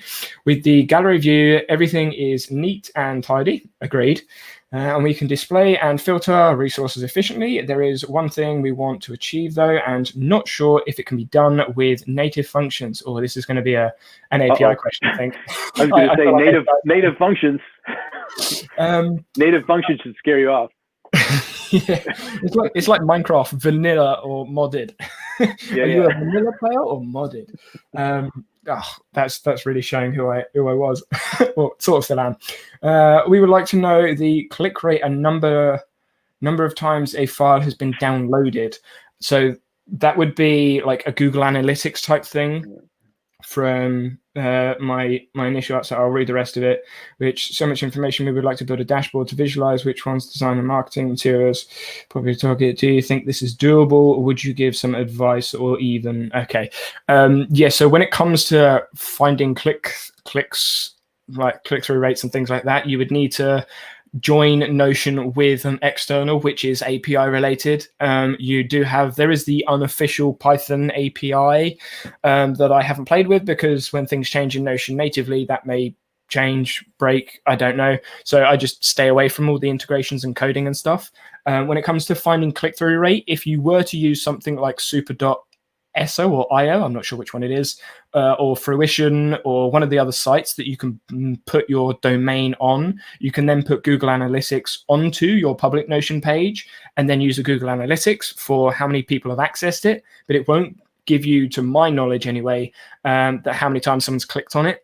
So the way around that would be hosting your site, your page on Notion. Then when you have a link to elsewhere, you can put the link in the gallery view, just like as a normal link as a property. Then when they click on that, they can go to another page, and the other page will then have those sorts of analytics. So an example may be Sellfy or Gumroad, if you're looking for selling things or downloading things. Then the native website that you've sent them to, that they've had to download the link from, will give you those numbers and those stats. But doing it natively in Notion, I don't think you can do yet anyway. Anything you want to add? I think you nailed it. Yeah, I started shaking my head when you were reading the question, because it didn't seem like it was going to be possible. Yeah. I think that's the best way to go around it. So that's currently what I'm doing with booking meetings. Is I have a Calendly link inside my gallery view on my Notion public page, so they can see it all in one place, and then they just go elsewhere. But essentially, that's what you do on WordPress or Squarespace, whatever. You just bounce people around your site, and Notion's the same, except it's not hosted on Notion; it's hosted elsewhere. The only thing that's restricted really is your ability to be tech savvy and set up other accounts. Yeah. And my only question would be, do you really need those analytics, or do you just want the analytics? Are you trying to, right? I mean, what's the rationale behind them? That's my only question. But yeah, very true. I've just seen Tools and Tech put something in chat. What's that? Let's bring it up on screen. You could use URL shorter to points to Notion. Yeah, it's true. But again, it's very similar. Like you wouldn't natively be able to collect all that data onto Notion currently, unless you have a API integration somewhere, to my knowledge. I may be wrong, and those people that do integrations and things with Notion may know another way around it, but that's all I've seen so far, is people linking outside of Notion going elsewhere. So question 2. Oh, this is much shorter. This is from Marco. Marco. This is like a line and a half.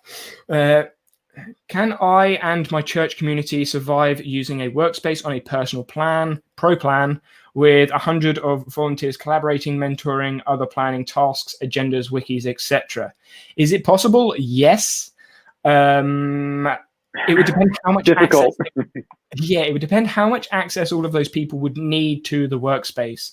So on a pro plan, I believe you can have you can't have any added members. You'd need a team plan or bigger for that. So if you need everyone to have access to the workspace when it comes to members and see everything that's going on in the workspace, you'd need a team plan. If it's just a case of the people coming in, looking at information and then going out, then you can do it on a pro plan because you can just have them as guests, or you could make the page public. So it would depend how much access those people would need as to what plan you would go on, but you can definitely do it. I'm looking at it. You've got planning, tasks, agendas, and wikis. So I would imagine, considering that you've got 100 of volunteers, I can't think of all of those volunteers needing to add tasks, add projects, adjust things. You'll have a board of people, 5 or 10 people, which could all have access to the same account. You could just create an account like for the community, for the community, and then everyone have like that email, that access, because you could just set up an email, whatever it is, churchcommunity@gmail.com, and then just set up an email, a password for that, have that as the account and the workspace for there, and everyone can sign in there. That's Danny, I don't think you shouldn't be recommending to the church group that kind of workaround. Yeah. That's just something that came to mind. That's true. There's probably, because it seems like if you have that many people needing to, if the wiki, people need to get in there, it sounds like there might be a cheaper alternative.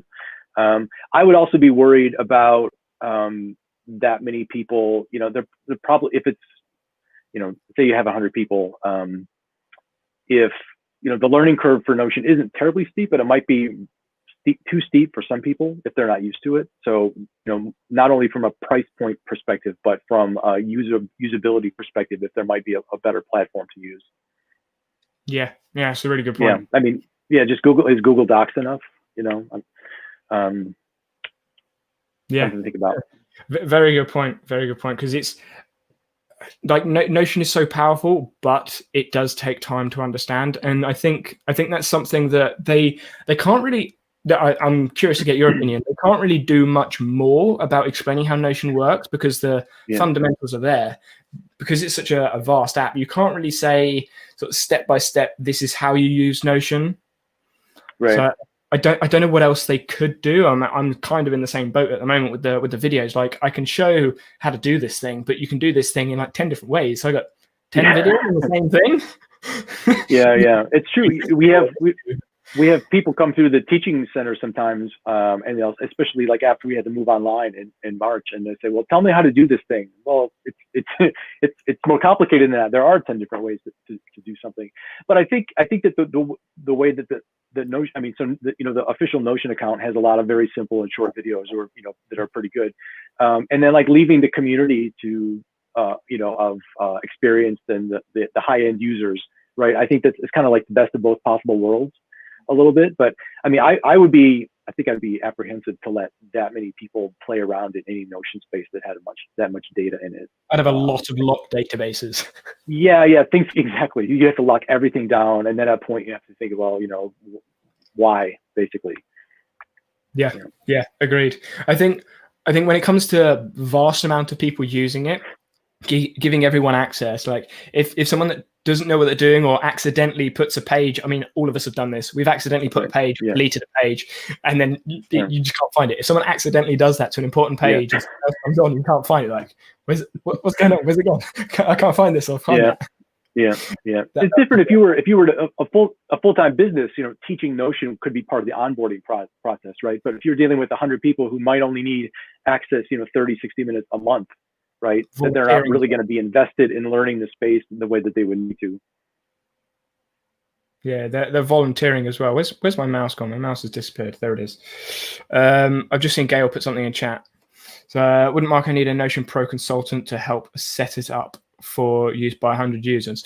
Well, not necessarily a Notion Pro. Notion Pro is a volunteer program, so anyone can get in to be a Notion Pro. It's just a case of using the app a lot and showing that you do use Notion. So not necessarily a Notion Pro, Notion Consultant maybe. But if I think even like Stephen, Gale, you're probably very similar. You would be able to instruct someone to use Notion fairly competently. So whether you'd need a pro or consultant, I'm not sure, depending on how familiar Marco is with it. Users and to be on standby to answer. Yeah, when it comes to standby answering questions, potentially having a Notion, I don't know, consultant, pro, expert, question answer machine. Yeah, potentially. I think with a group that size, there has to be at least one or two people in there who are sufficiently versed on some kind of platform that could host what you need, and and make that person responsible for leading, rather than bring somebody. I'm just thinking about cost, right? That would be expensive to bring somebody in to set it up, even if the plan were free. You wouldn't want to rely on someone else's expertise. There should be, in a group that size, you think that there should be expertise in house. I would hope so on something. Yeah, this is coming from this. Business is not my area of expertise. Coaching is my area, and for me, the better you are as a coach, the less you're needed, and that's how I think. Yeah, like if you're a good coach, you shouldn't be needed. It's just like a couple of questions here and there, and that's how I approach Notion. Like I want to teach people to use it themselves, so they don't have to go, Danny, how do you do this? How do you do this? I want them to either be able to figure it out themselves, or I will have given them some sort of answer. So when it comes to this, I think Coda call them makers, like doc makers. Maybe bringing in a doc maker or having a doc maker, workspace maker, may be useful to start with, but then have a couple of people that either use Notion in their spare time and engage in these communities, like obviously myself, Marie on Fridays, well, whenever that starts back up again, but the office hours or the live streams. There's so much content out there that you could learn how to do all of this stuff, if you've got the time to, obviously. Right. Yeah, that's funny. What I was talking with someone in our IT department. Obviously, we're a huge university. We have 9,000 students and other 1,000+ staff. I was talking to our tech person, and she said her primary job is someone will send her an email asking her how to do something, and she goes onto Google and does a search and sends them a video of how to do it. Yep. That really surprised me. It's funny, right? I mean, there's so much expertise out there. I find myself, I do that all the time. Every week I might do it a couple dozen times where I'm sending people videos how to do things. So and it's actually the reason I started doing making videos on Notion. So like I said previously, it was sports coaching. That was where I was going, what I was doing, and then I kept getting asked like the same question because I started engaging in the Notion Made Simple Facebook group, and I kept getting asked this question, and I was like, I just do a video, and obviously it sort of expanded. But now instead of having to answer those questions, I can just go look at my channel, and search for it, or go to YouTube and search for it. Which it just makes life so much easier. Just go, I've done a video on that, rather than having to do the whole explanation. Okay, what's this for everyone, and who will do the reconfiguration work? Yep, pretty much. So we've got one more question in the form, one more long question in the form. Oh, well, not so long question. Another one from Russell says, I'm new to Notion and have copied and explored. Oh, okay. This was actually the question that you put in the chat. So you put it in the form and in the chat. There we go. So we've answered that question from Russell. It was about space repetition. So should we head on back into your space? Is there anything left to explore? If not, we can. Think so. I don't think so. I mean, there might be a couple of things. I think that's all the interesting things. Everything else is just a variation of what you've seen already, I think. And now that I've shown you all my guitars, right? Yeah, like I can't play guitar. Looking at the guitars, it looks cool. If you've got a WordPress site, then one could count clicks over there. Yeah, exactly. That's what I was saying. Yeah. Like use WordPress, use a website that actually does that rather than Notion. Right. So I'm going to move the stream over there so you don't get the infinite view of everything. I'm going to let my computer sort itself out a bit. Now I'm going to add this to stream. So this is actually a workspace that someone emailed over to me, and they I think they wanted to share it, but they didn't want to come on stream or anything like that. So it'd be interesting actually to get your view on this, Stuart. So based off of GTD, that's what I've been told. And the person may be in chat because I know they watch streams. And what essentially I'm going to do is just go through it. So I have had a look, so I do know what is included. But it was just interesting to see. So this is the way that they've set up their quick links in a toggle, which I think is a nice. Wow, my laptop's really warm. So I just felt my laptop. Woof. But yeah, so essentially it's the three databases that I think you have in your space as well, isn't it? Just like tasks, projects, and then notes. They like the core databases that I think a lot of people have. And you can sort of like expand on that. And then this is where sort of like all the views suddenly start to appear. And we've got all the toggles, lots of toggles. Love the toggles, yeah. So I'm not going to open them all up at once because I don't know if my computer will handle that at the moment.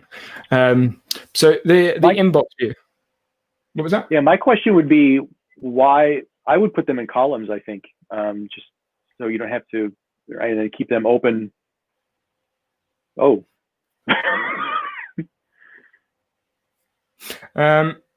What is in like all of them in columns? Well, now I understand. I take that back. Now that I see the second one open, now I understand why it's not in the column. Yeah, so we've got like the inbox, which this drag bar makes sense, but when it stays there, it's irritating. That's just like a side note for me. So there's priorities. You've got the GTD priority, which I know this is a select, so high, low, medium. Kahi, I know, spoke about this a fair amount when he was doing his space with what was it, Ali Abdul, and having priorities. You've got the typical link to project, which I think most task database have that relation. Like I think that's a fundamental relation. Everyone has task, projects, and a relation. Then the dates are interesting. I think this is a GTD specific thing. I know I need to brush up on my GTD methodology because it's not something I follow very well. So you've got a start date, a due date, and a due date. Yeah, the due date is from August. Bradley, he's big on the due date. Yeah, the GTD is more about next actions, right? Yeah, the waiting for that's GTD. Yeah. And so, like I don't know how I would use all of these. So I have a date for the task, and then I have the due date, but that's for the project. So it's not a due date for the task because the task can be done whenever. Ideally, it be done before the project's finished. Right. Yeah. So, otherwise, the project isn't completed. So my due date is for the project, which is actually a roll up. So I don't need a date property. But it'd be interesting to see. So I haven't spoken to this person intensively. It'd be interesting to see how they use these three date properties within the tasks. Yeah. I just have status. Which I use the kanban, and I flirted with a priority tag before, but it just became redundant at some point, so I just stopped using it. Waiting for, I think, is something else that sort of come from. I don't know whether it's come from Will or August, because I know Will and August are Will Nut. For those of you who don't know, Will Nut. What is it? Nut Labs. So I know he's spoken about waiting for, and August spoke about waiting for. I'm not sure whether Will copied August or August copies Will, or whether they just both did it. I think we're all copying David Allen. No, that's true. That's true. I have that too. I use the waiting for a lot. It's almost as good as ticking off a box, sending off to somebody else. Except that my list gets longer and longer. I have, I'm waiting to hear back from 24 people. I have actually a separate weekly review on Tuesdays just for the waiting list of all the people I'm waiting to hear back from. Because usually once I go there, I end up having to send out, 5-6 emails about, checking in with different things. So it's a task unto itself. Right. Yeah. So I don't have a waiting for property, but if I know I need to wait for something, I just don't put a date on it. So it'll sit in the area in the space that it's related to. So whenever I do my reviews or when I go into that space, I can see the task that I could be doing, but there's no action there. So when something comes through, whether it's an email, a reply, or whatever I was waiting for, when that comes through, I can then put the task, I can give a date to the task. And that date isn't it's not cemented. It's not like, right, I must do it this day. It's just, it's logical to put it on this day. So I'll put it there. If I get it done, great. If not, I'll move it elsewhere, ideally before the project's finished. Right. But yeah, so I don't have a waiting for property, but I guess I kind of have that process just by not putting a date on. So I don't have the start date because that's just a date. My due date is the date. So that's one property, and two, my due date is a roll up from my projects. So that will be rolled up for all of my tasks. So I don't have to do the same thing, which saves me time. And then the waiting for, it's just, I just don't put the date on. So this property again isn't there. But again, like everyone's mind works differently. So some people maybe need to manually put those in, like we were saying earlier, like manually put that date in, go through. I've got to say, I love a good formula. Love a good formula in Notion. You're such a sucker, yeah. Like you could make the most useless formula, but it's just fun to build. Yeah. Fun to build. I tweeted about a formula. The formula was for a client, so it wasn't actually for me. But like the formula box, there's no scroll bar, and I had to break it up. I said this on Twitter. I had to break the formula up into 4 different sections and put them in code blocks. And like, I'll put the section into the formula box. Does the done box go blue? Yes. Okay, let's bring it out and put the next bit in. Does it go blue? Yes. Bring it out. And then because obviously you've closed off the formula to see if it goes blue, you've got to make sure you get rid of the brackets to the first bit, and it flows with the second bit and the third bit and the fourth bit. So when you copy it all and paste it in, you just go, please have all the syntax right. And if it doesn't, you can't scroll up and down to find things, and you're just sitting there like, great, let's go through this again. Everybody keeps talking about the API, but I would love it if the formula box were bigger. Oh yeah. Yeah, like something else we spoke about. It was the first thing John and I spoke about. I think it's like an hour into the stream. I remember timestamping it. Formula funny moment. Yeah, characters. The character count. Like, there's an error at character 360. What is up with that? Brilliant. 1, 2, 3, 4, 5, 6, 7, 8. Counting all the characters. You get there and you're like, oh, I'm missing a bracket. Put the bracket in. Yeah. Error. Yeah. Character 200. Brilliant. Yeah. I don't know whose idea that was. A red, just a highlight red or just something. That would be nice. Yeah.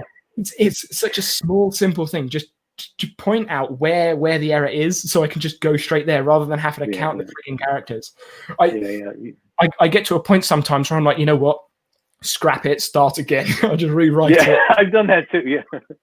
I'm like, forget it. It might literally just be a case of putting a comma somewhere or a colon somewhere or a bracket somewhere, but I'm like, I don't want to have to sit and count all of these stupid characters. Right.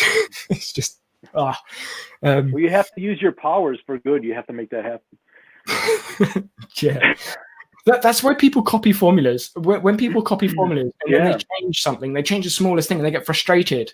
And they're like, no, it doesn't work. I'm like, it's not it doesn't work. It's just there's one small thing about the formula that either you've changed or you've done something that the formula doesn't account for. Right. It's like, oh, I added in a select property and now it doesn't work with a formula. That's because the select property isn't in the formula because you just added it, didn't you? Yeah. Anyway, let's have a look at what this formula does. Back to the space. Oh my God. Yeah. So for those of you that don't understand formulas, I will give you a brief explanation. And Jonathan, if you're watching either on the replay or watching now, yes, seeing the ifs is a little bit irritating. I don't use ifs. I get rid of the if and then use the colons, the question mark, the colon. So I use the syntax for it. Do you use formulas much or? Not really. I think I've done them, like we were saying before, just to play around with them to see if I could do them. So in the event that I ever really need one, I think I do have a finances database where I keep track of, some budgetary things. So I use it, but that's pretty basic. It's pretty basic. Property, add property equals. Yeah, exactly. Yeah, nothing fancier than that. But I'm actually on the lookout. I'm hoping one of these days I'll need a really complicated formula so I can include it. The last stream, Dimitri on the last stream realized he didn't have a roll up in his space, and he was like, I need to find a situation where I can put a roll up. And I It was like 2 or 3 days afterwards. He sent me a DM on Instagram. He was like, I found a reason to use a roll up. Yeah. I was going to say that very thing. That's funny. I only have one, but I'm happy it's there. I'm happy it's there. Yeah.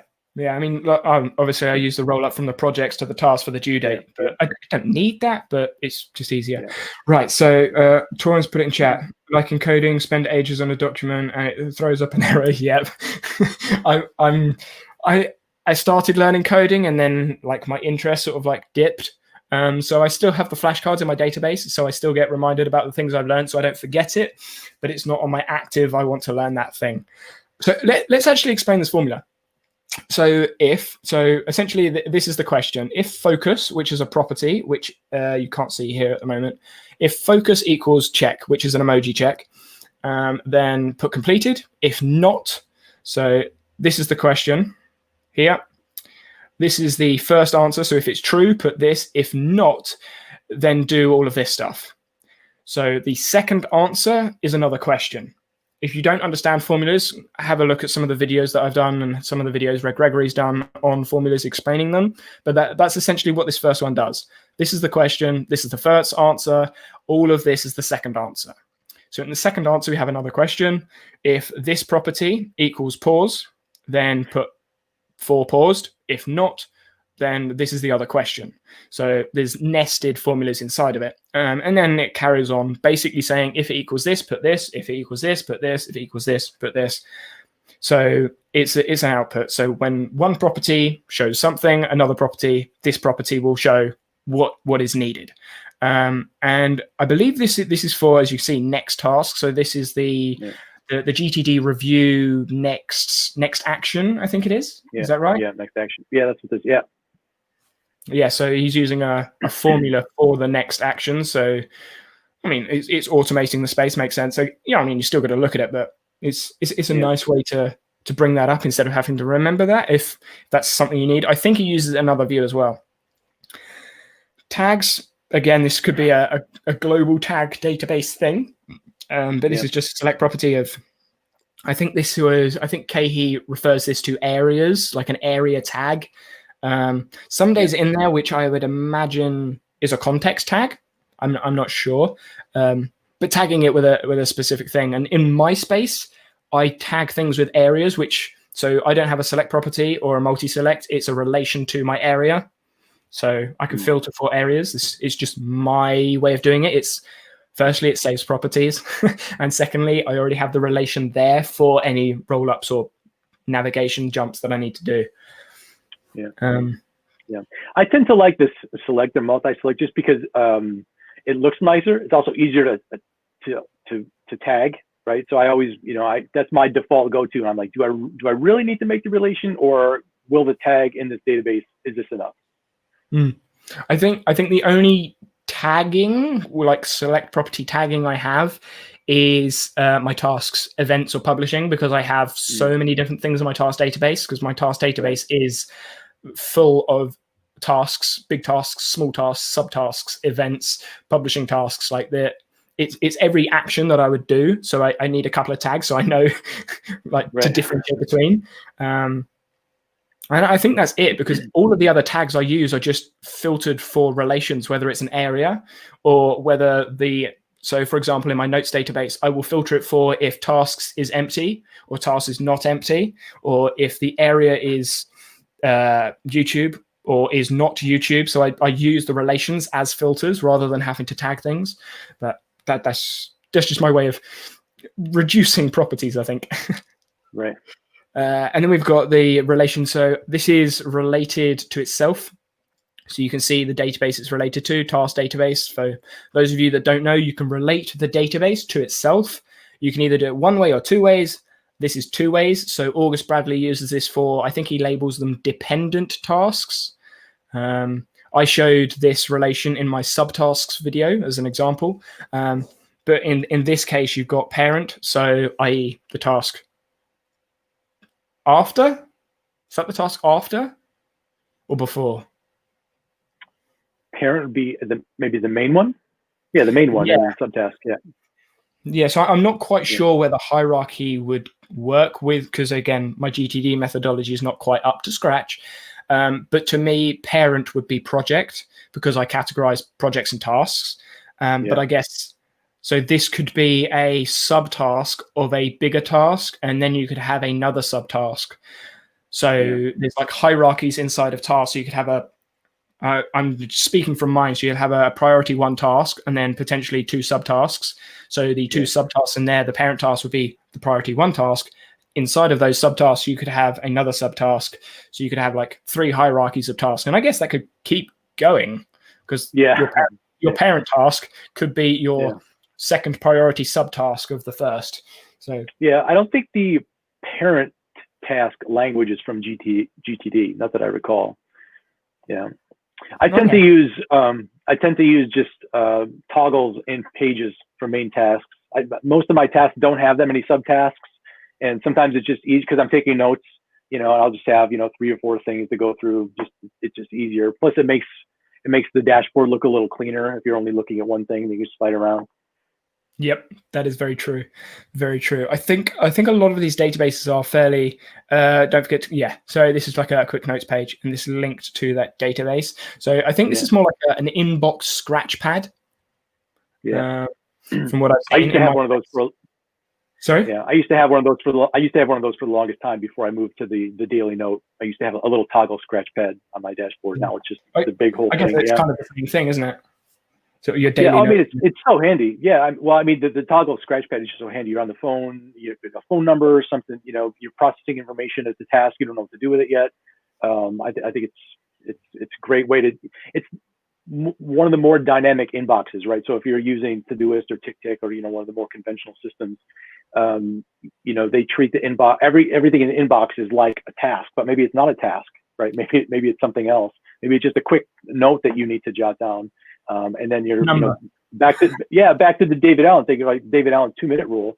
So if there's if there's something that comes across your desk that takes 2 minutes to do, you don't need to file it in the big master task database. You just take a note, do it, delete it, or file it if you want to keep a record of it, but otherwise just move on. Okay, so tools in tech has just put that's the wrong one. Torin put something in. So tools and tech's put tasks and subtasks aren't GTD. Tries to avoid planning too many steps ahead. Yeah.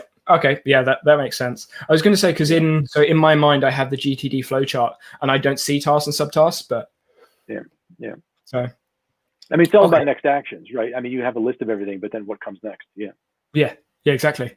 Peritar, I'm looking at Torin's thing in chat now. Oh, my fingers are sweaty and because I'm using a touchpad.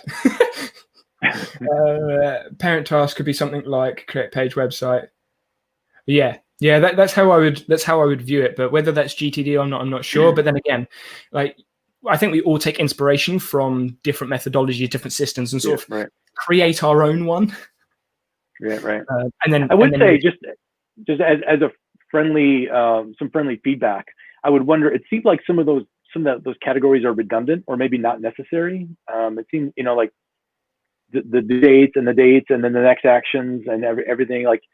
It seems to me that it could be simplified by, I don't know, like category 1 or something. I think that when I first started to use Notion before I figured out how to make it work for me, one of the things I didn't like was, if you're using Todoist or TickTick, like the input is very quick because it has the natural language, whereas in Notion you have to type it out and then you have to add everything. So simplifying that as much as possible is always a good plan. So oftentimes when a new task comes in, I'll add it in my dashboard because it automatically adds a now tag to it. And then I can, it's one less thing I have to do right at that moment. I can filter it later.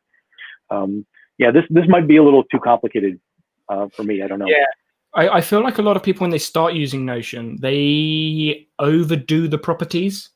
Yeah, could be. Like I said, I think it seems like you might be able to get rid of 1 or 2. Yeah, so again, this is another view of the same database. So we've got tasks in here, tasks in here as well. We've got the focus, which was the focus tag, which was in that formula, which there it is, next. And then we've got priority, project related, and then we've got all of the dates and parent and subtasks. So to me, looking at how many views are here? Okay, that's okay. Oh, he's got a board view. It's gonna. I love the board view. There we go. We got with a kanban view. Oh, that looks nice. The other thing I would say is, everyone has their favorite methodology, but to what extent does your methodology correct for the flaws in your workflow, right? So I know you did a video on, and I've seen other people use the Eisenhower matrix, for example, so you want to put everything in a quadrant. Is that something that, or do you have, if you have a hard time focusing, that if you always want to play video games, maybe it helps to know that belongs in quadrant 4 probably, and you should, they're finishing your dissertation might be in quadrant 1 or 2. But if you don't have that problem, then having an Eisenhower quadrant tag in your system is not going to help, right? I mean, you should, adopt a system that's simple, but also helps you like lean into the, what's effective about your strategy and corrects your flaws. Oh yeah, definitely. Yeah.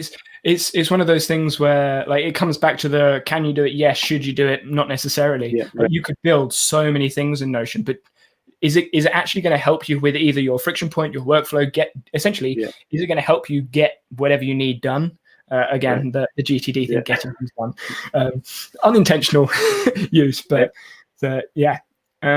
next action. I feel like this is going to be another task database. Yes, it is. So I feel looking at this dashboard, there's lots of views of the same thing. Just my initial thought. Yeah. So I would have on my space, I've got this view, and this view all just as a list on my space, not in a toggle. But again, like you're filtering things, sorting things. So maybe there's specific things in here. What are we filtering for? There's a hell of a lot of stuff in there. Wow. The other question I would have is, I think like this is a really handy, like next actions from a GTD perspective is really important. You want to know what the next thing is, but how is that different than focus? It seems like your next action should be your focus. I don't know. Yeah, it's true. It's an interesting question. I think if the person is watching and they'd like to come on stream at some point, and maybe sort of we can sort of go backwards and forwards, because completely different personal workflows. And for some people, they need to see everything in all the views. Yeah, absolutely. Yeah.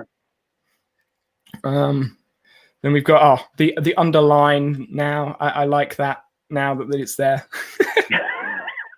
Before you had to, like, I don't have anything under. Yeah, I don't have anything underlined in my space yet. I have to find something. I have to hurry up. Like as soon as they released that feature and they turned the hyperlink to a gray line, I was like, right, I now need to change all of my underlined, like hyperlinked line things to actual underlines. So I'm still finding them every once in a while when I open up like a page of a page in a database somewhere. I'm like, oh yeah, I underlined that. Let's actually use the underline feature now. Overdue. So this is, I think it seems like a archive type view of like, I personally, I don't like having, all of the properties in one space. So I don't like having to scroll sideways for anything. So I'd have that in its own view anyway, and then probably filter the views. But again, like these, I would resize some of those columns too. Yeah, like it just seems like it's another repeat. And I don't know how often I would go in here. But again, like if you're looking at this view regularly, then it makes sense to have it. But I try to limit the amount of things I try to see all at once. Because if I have loads of information, first I need to understand what I'm seeing, and then I need to be able to action appropriately. If I've got 4 or 5 views up at the same time, I a lot of the time for me anyway, I don't know what I'm looking at. That's right. Yeah. So, let's carry on. Wondering why all the toggles compared to single link databases with multiple views. Yeah, I would imagine it's a workflow thing. Tools on Tech. I would imagine it's their personal workflow thing using toggles, or maybe they just haven't thought about using pages. But yeah, and again, like especially for the someday maybe, like I wouldn't want that someday maybe anywhere near my workflow dashboard. I mean, that stuff is designed to just go away. Yeah, that's like, nah, don't need it. First, I mean, let's be real. Most of the, like 99.9% of the things that we ever tag with someday maybe are never going to happen anyway. Waiting for again. It's like putting things on your Amazon wish list. It's just not going to happen. Yep. And so again, like the waiting for task, I feel like similar to what Tools and Tech said, you could have a filtered view of your inbox of that. Just a thought. I would imagine we're going to get into. I could go Control Alt T and open up all of these, but Don't get crazy. Yeah, I think there's a lot of toggles.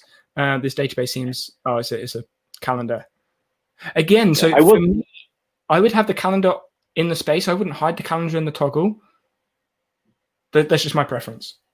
Yeah, I think this reminds me. I only have one calendar view in my whole system. It's in my task view, but I would be more excited about using calendars if there was a week calendar view. I think if I had one wish, one feature that I would just love Notion to have is just the 1 week calendar view. That would change everything. I think I might start assigning dates to everything. I don't know. It would change. I'd have to start my systems from scratch and do something else. I'm curious, how would that look? Would it look like, because obviously you can do a calendar, a week view in the board.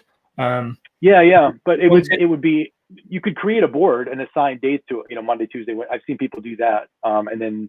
But it would be a scrolling week. You could either have, I guess, a Sunday to Saturday, Monday through Sunday, or a scrolling week. If it's Tuesday, you go Tuesday to Monday.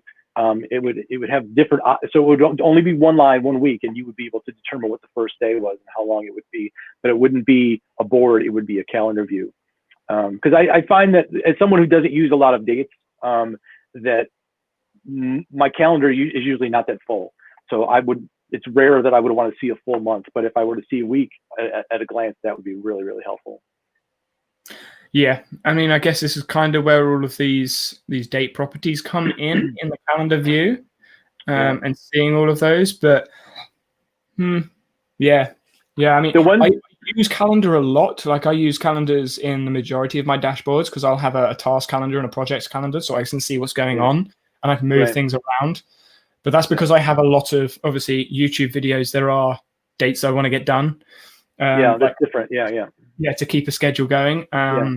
So I need to be able to see like an overall view for the month. Having a weekly view, I'm not sure whether I would use personally, because to me, I need to know what's going on today and then big overview, which is just a month. So if I'm looking for tomorrow, I can just go down on my dashboard, click on tasks and events, and I can see all the tasks for tomorrow because it's a calendar view. Right. Because I back to the calendar view on a weekly agenda thing, but sorry. I was going to go back to the calendar view. One little trick. I'm sure you know this, but people watching might not. If there are things in this database that do not have dates attached to them, if you click on no start date, the list appears. Right. If there were things that were in that database that didn't have dates, they would appear, and you could click on them, and they're automatically attached to the current date. Yeah, it's a really great way to assign dates to things that don't have dates. Basically, giving you a list of things that are not assigned dates, and then you can drag and drop it from there. It's actually quicker than going, calendar view by calendar view. It's a great little trick. Yeah. I wish I could use it more. So I actually use that quite a lot. So in my notes database. Actually, in a lot of databases, I'll have them. Actually, my projects database is a better example. When I have YouTube ideas, video ideas, they're in my projects database because it's going to be a project, but I don't assign it a date. Right. So it sits in a list view. And then what I do is one of two things. I either drag it from the list view down into the calendar view, which assigns the date, or because the calendar view is filtered for YouTube. So in the filters for YouTube, the start date will only show you the ones that are appropriate for this view. So if I've got 2 videos as projects and I have 70 projects, those 70 projects might not have dates, but they wouldn't fit in this view on the calendar. So it'll only show me the 2 videos. Right. Yeah, very handy. Yeah, which is really nice. I prefer clicking and dragging because I just like drag it from the list down to the calendar. Yeah. I'm going to get rid of this date now. There's the date property. I've been working with a client actually on a trading space. I wouldn't use Notion for, I don't know whether I'd use Notion for trading or not because there's a lot of numbers involved and stats. So maybe Excel would be better suited. But they have like 40 plus properties in the database. I'm forever scrolling sideways, trying to find things. It's madness. When I'm doing formulas, so this was the formula that had like the 4 chunks. I had 17 different properties in the formula because of all the different ifs and buts and ands and nots and things going on, and I was like, oh, where's that? Yeah. And that's the only time I think I've ever used toggled views with tables. I was like, this is a view, put that in a toggle. This is a view. I had like 7 different toggles for views. I'm like, what's that property saying? What's the name of this? What's the name of that? The chat's flying a little bit. I'm sort of losing where we're going. I'm just gonna see what's happening in chat. See. Wondering whether the toggled can. I'm just going to bring these up as I'm going through, so you can see where I am.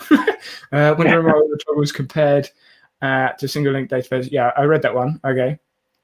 Someday maybe is where my ideas go. Ideas go to die. Yeah. I'm there.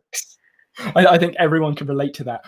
For me, in my head, what is the point of having a someday maybe? Because, like you say, it just dies. So I just don't have it there. Like if I'm not going to action it, I just delete it. It's gone. Yeah. Like if it's not an idea or a potential project, it's just gone. But that's my approach. I'd love for someone to create a dedicated Notion calendar app when the API is finally released. Calendar. That'd be interesting. Because I'm not sure how it would work when it comes to the integration of relations, rollups, formulas, and how pages and blocks work in Notion. It's similar with the recurrent tasks. Like how does that actually happen? Because if you have a recurring task, essentially you have a recurring page. Is that a duplicated version of the page, or is that because if you duplicate the page however many times for the recurring task, when you get rid of that recurring task, you then have to delete all of those pages. So to save Notion system, I would imagine you have to put an end date on that. Otherwise, you'd have like a never-ending like lump of pages. Right. Yeah, the system would get very slow. And it's similar with like a calendar app. The calendar is a database. And having a calendar app for Notion, would you still be able to look at a board view, a list view, a table view, or would you restrict that flexibility? I don't know. Yeah. Interesting. Again, and if you're using it on a phone, completely different experience. If you are using it on a phone and a brand new Notion user, don't use a calendar on phone. It is practically useless. Yeah. in my opinion. Yeah. When the very first time I accessed Notion, it was on my phone, which is probably why I didn't spend much time on it. Yeah, that's true. Yeah. How would that compare to syncing with Google Calendar? So syncing with Google Calendar, I think this is where the API could come in use. So Google Calendar syncs with obviously everything under the sun, Google Meets, Zoom, Calendly, whatever, and it will typically go into GCal. If you were to sync Notion with GCal, I'm imagining it working the same as the clipper. This is how I would perceive it. So when something is put into either a specific calendar on your GCal, whether it's like a Notion calendar in your GCal, and then you can clip that, sync that to Notion, and that creates the page. That's how I see that API sync working. Yeah. Because of the way Notion works, it's got to be either a page or a block. And they've already got that clipper type functionality there already. I would not hold out for the Google Calendar integration. I would not, because I mean there are plenty of things that integrate with Google Calendar now and are perfectly unfunctional in how they work. And part of that is on the Google end. Google does not update its API or on whatever they do, as regularly as you would like. So even if there were a Notion API that integrated it, you could change the date on the task and it might not actually change on your calendar for like 15 minutes, 30 minutes. Like, is that useful? That would annoy me. I think that would make it unusable. I'd like to be in control. I don't want to rely on the Googliness happening somewhere else. I don't have breath for it. And even that, like Todoist, for example, for the longest time they had calendar integration, some other project management platforms integrate, but you can't. It's not back and forth, right? You complete it in the calendar, it does not complete it in the system, or vice versa. So even well-established platforms do not do it well. So I wouldn't wait for it. It's actually interesting. So I've done a video comparing Google Calendar to Notion, like my personal perceptions of using Google Calendar over Notion and things like that. And while I was making the video, I'd made an adjustment and I had to wait like 4 or 5 minutes for Google Calendar to update. And then I changed something and I was like, come on, come on. And even in the video, like I clicked on tasks and I was waiting Yeah. for it, and I'm like, come on, load. And then it just failed to load, and I had to click on it again. And I was like, I can't cut all of this out. And I spent more time cutting out Google loading time than I did Notion loading time. I'm like, come on. And like Notion loading time on the phone was actually less than Google's loading time for changing a date on a task. And I was like, wow, I thought Notion's load time was bad. I think was surprising. Plus, look at Zapier and all these other different things. They're so unreliable. Even the ones that are so glitchy and unreliable that I would not construct a system around it. Find it's better to use two apps and do things manually. One for one thing and one for another. Like if you like Google Calendar, use it for the calendar, but don't wait for the two to be integrated. Agreed. Torin, what are you saying? I don't use Google Calendar for privacy reasons. Okay, that's interesting. I personally don't use Google Calendar anyway, but privacy is one of those conversations that seems to pop up a fair amount. Do you keep anything like heavily private in Notion or Google Calendar elsewhere, or where do you keep your I'm mindful about the privacy and security issues. When you start down that rabbit hole, you realize that like almost nothing is. I mean, unless there's so few things that are end-to-end encrypted, and most of them are terrible to use. And I mean, obviously it's a concern. I think that we should. It's like diet, right? Do the things the easy things that you can do. Nothing's perfect, right? So I try to not to stay with Google things, right? Like Facebook tracks you all across the web, even if you don't have an account. So maybe that's not a good idea. I use a password manager. I think Apple's a little bit better on the privacy than some other companies, but even they're not perfect, right? So it's tough. It's tough. And I know, so I know I can say this because I know there's some stuff I can't say, speaking to the guys from Notion. But when it comes to the end-to-end encryption, if you were to input that on something like Evernote or Notion where there is search, it becomes essentially the encryption and the searching and stuff. I don't know the code behind it, but I know it becomes very, very difficult and restrictive because obviously privacy settings. Well, if you have a global search in the app, but you want to be safe, so I know that would bring down the speed of the search capabilities, which for a user is not ideal. There's also the risk that at some point you could lose your password and lose all your stuff. there's always that. You're on forget password. Give me the email. That's right. So I have a Standard Notes account. I was playing around with Standard Notes for a while, and they're end-to-end encrypted. I like the platform a little bit. They have Markdown, they have tags, a lot of that. But the fact that every time I went in there, I was worried that there was a chance I would never make it back. It's so scary. Right, so let's try and carry on with so we got Torin, source, a mobile app. Oh, okay, two-way sync. Yeah, I have nothing really to add because I don't use any other calendar app. I use Notion.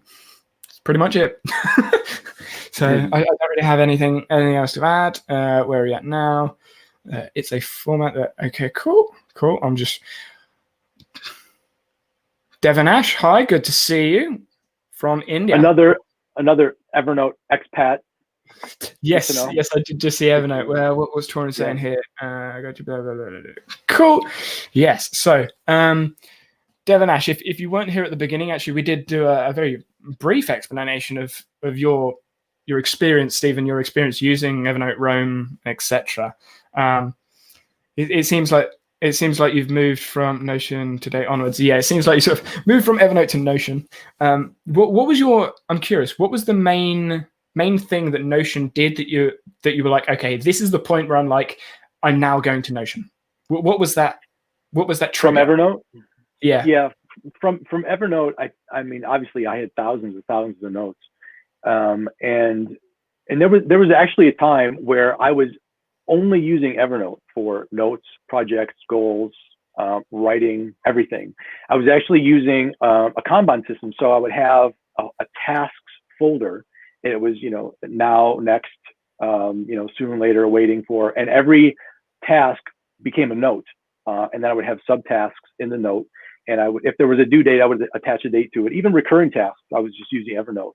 That's pretty hardcore.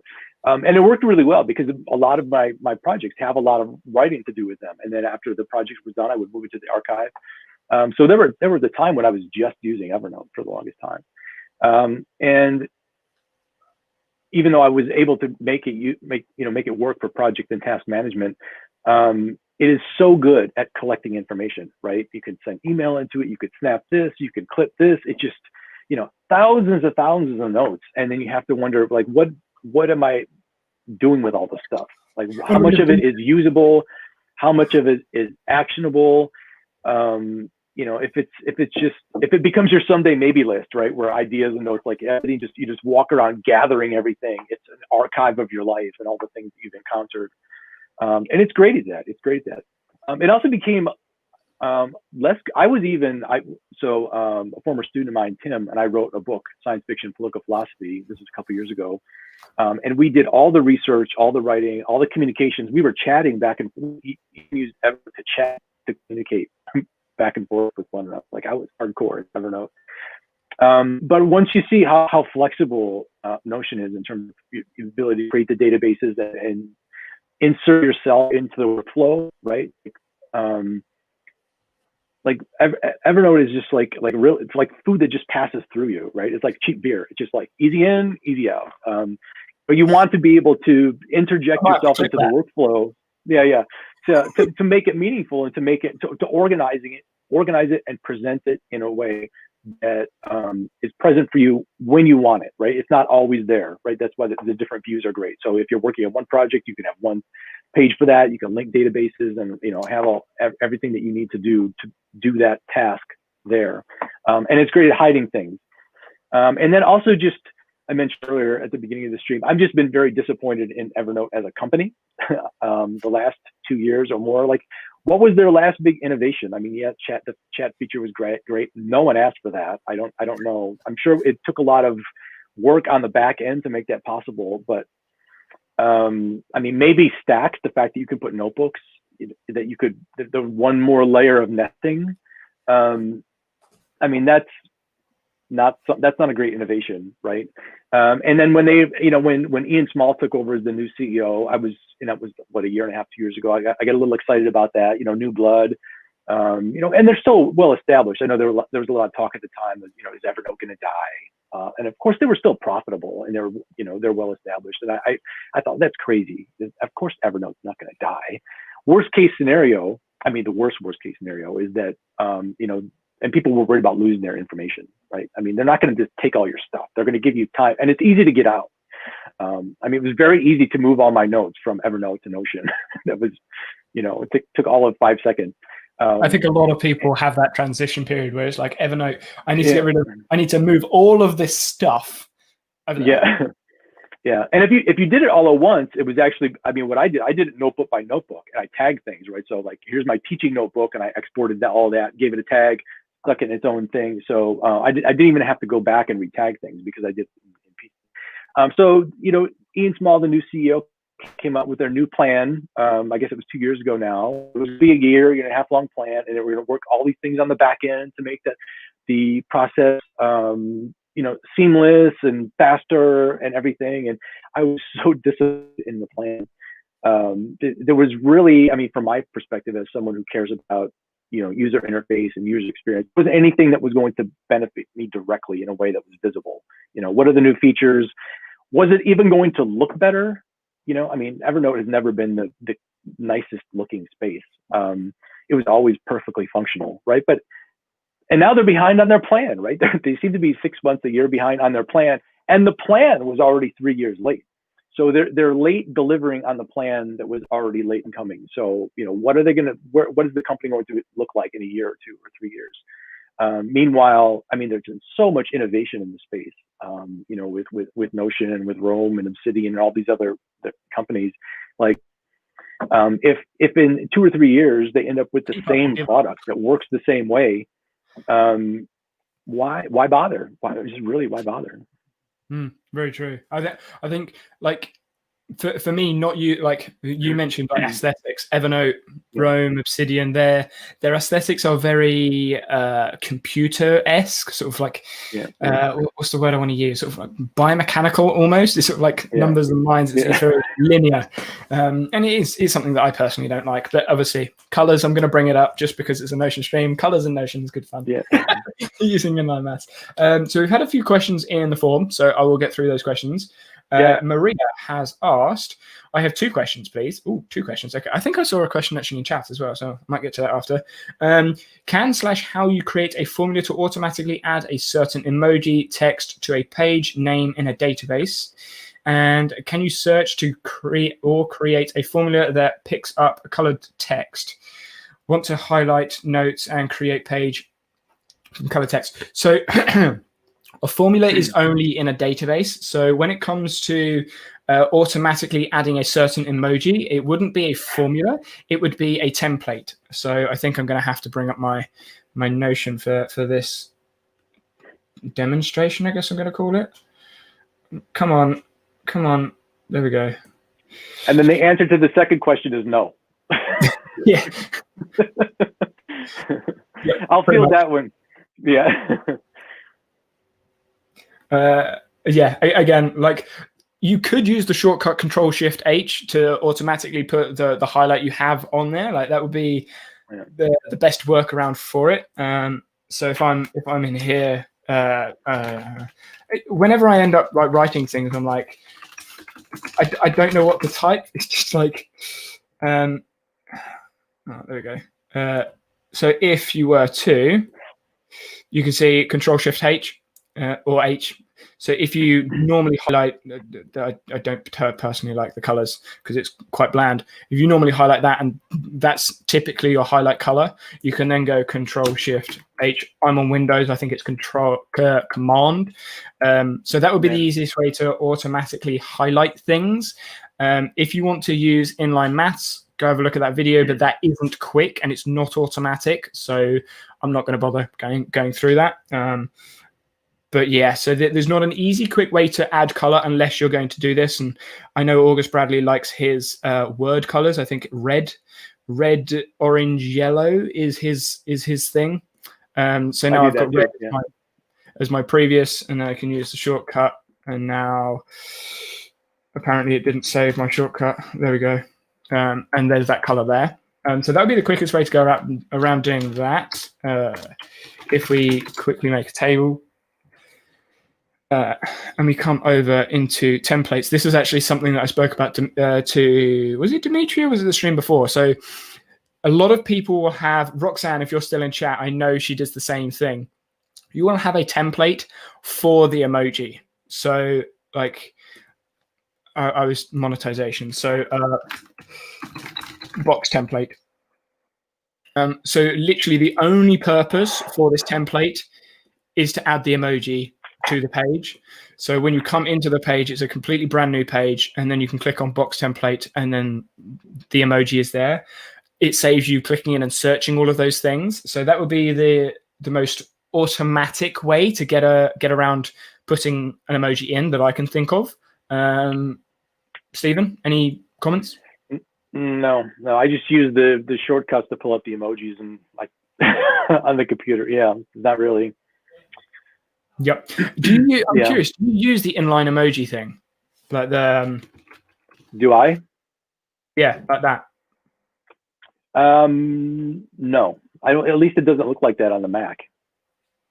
Okay. Yeah, so when you put so obviously you can, like on Windows it's Windows and then the dot to bring up this menu. You can see it, yes, you can. That's the menu I use, Yeah. But if you use colon and then start typing in the name of the emoji, so face, it brings up all of the faces. So you can see that one's slightly smiling face. So if I was to type in slightly smiling face, it would search for it. So if you know the name of the emoji, you could do it that way. That is not automatic though. That's just searching for emoji if you know what emoji you're looking for. But most of the time I'll go into the emoji menu and change it. And if it's in a database, I'll use a template to speed up that process. Yeah. So next question is from Bass, Tools from Tech. Yes, Bass, we have spoken. Actually, you're on next week, I believe, if I am correct. I made a very quick example that places redundantly short URLs between the Notion page and a file that was uploaded in Notion, keeping nearly everything in Notion. Can't put URLs in chat, but it might be useful trick. Yeah, true. I will probably have a look at that after stream and have a look at that. But when it comes to URLs in chat, you should. Oh, I don't know. That's a YouTube thing, I think. But yeah, so there doesn't look like it's a question. It's just like putting that there. I'll just quickly read through that again. Yeah, so that's like a short URL, quick sort of like, what's it? A nice URL. I can't remember what it's called. But yeah, and like when it comes to the URLs of Notion, the only reason you're really going to look at the URL is if it's a public page. And if you're using it as a public page, I would debate as to whether a website would suit you better. Even if it's just using like Notion as your CRM and you're using something like Gatsby or Gatsby and Netfly to bring up the page elsewhere, then yeah, that's just me. I personally wouldn't use Notion as a website per se, because there are a lot of functionalities like the analysis and stats of click-throughs and all that sort of stuff. You just can't do that with Notion. But having said that, Notion is just a public page to see stuff. That's where I think it's useful. So the URLs, again, it's one of those things where it's like it can be useful, but I don't know if it should be used. What were your thoughts, Stephen?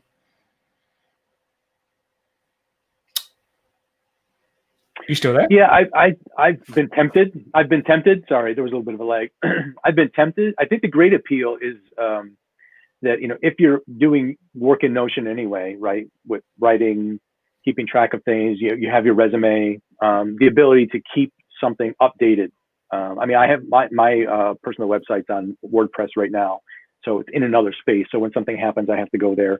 I think it would be really handy if it were just the side menu, and just for me to add things. I think the web pages and resumes that I've seen that have been done in Notion look great. I think if you like that aesthetic and you're already in the space and it makes sense for you, and you want to go through all the trouble of setting it up to make the URL look nice, I think that's probably a fine thing.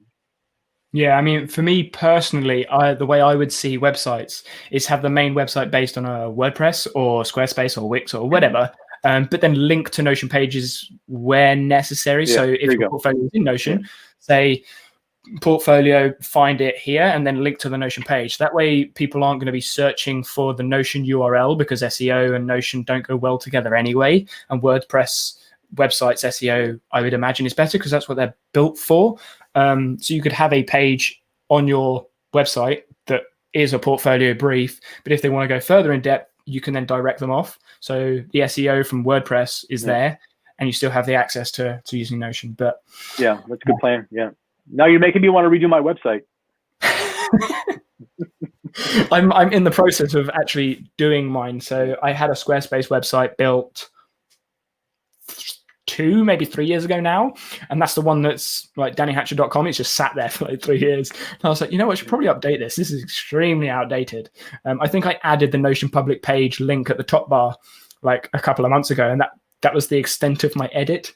But I've come off Squarespace and put it onto WordPress because the flexibility of WordPress, I sort of like associate WordPress with Notion. Like it's hard to get used to, but when you're used to it, there's much more flexibility there.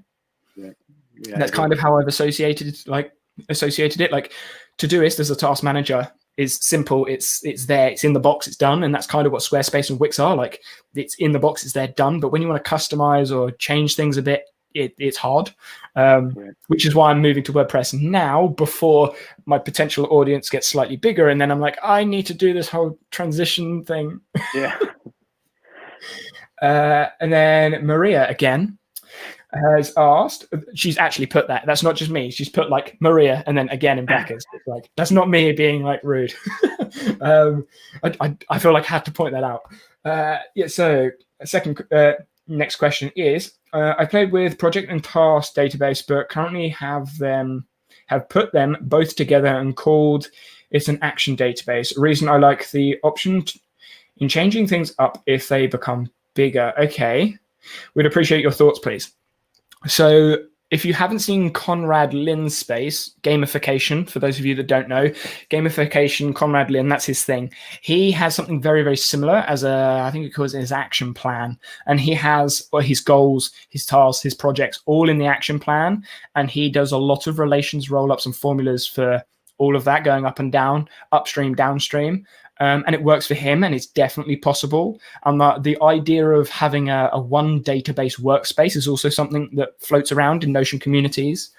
Personally, I don't like that. Firstly, properties, like your properties just suddenly get extremely large. It can get kind of complicated and sort of colluded when you're looking for something and there's so many things everywhere. But there are upsides in that everything is in one place. Personally, I wouldn't go that route because I have so much in Notion. Like if I want to clip something, I would have to clip it to that database, because essentially it's tasks and projects. So I'd have to either clip it to a notes database and relate it, in which case you'd have a notes database anyway, or you'd have to clip it into that database, but then you've got to sort out all the properties, like do I tag, do I relate, and find the ones that's necessary. That's my initial thoughts on it, and I personally would find it hard to define tasks and projects if they're in the same database. What are your thoughts, Stephen? No, I think that's right. One of the things I recently did when I moved back from Rome is to collapse my, I used to call it my media database, so like, shows I want to watch, books I'm reading. And I moved them either into resources if they were for a research project, or to tasks if they were related to like a reading goal or a writing goal or something. And I'm experiencing a little bit of that. Like I'm wishing they were still separate because it was easier to manage. It was easier to see. It was easier to manipulate. I had a board. I think it was easier for me to focus a little bit and distinguish things. So yeah, in fact, when I collapsed the media database, I started thinking maybe I just should have a one big database for everything. And I'm glad I didn't take the leap and go there, because I think I might have regretted it.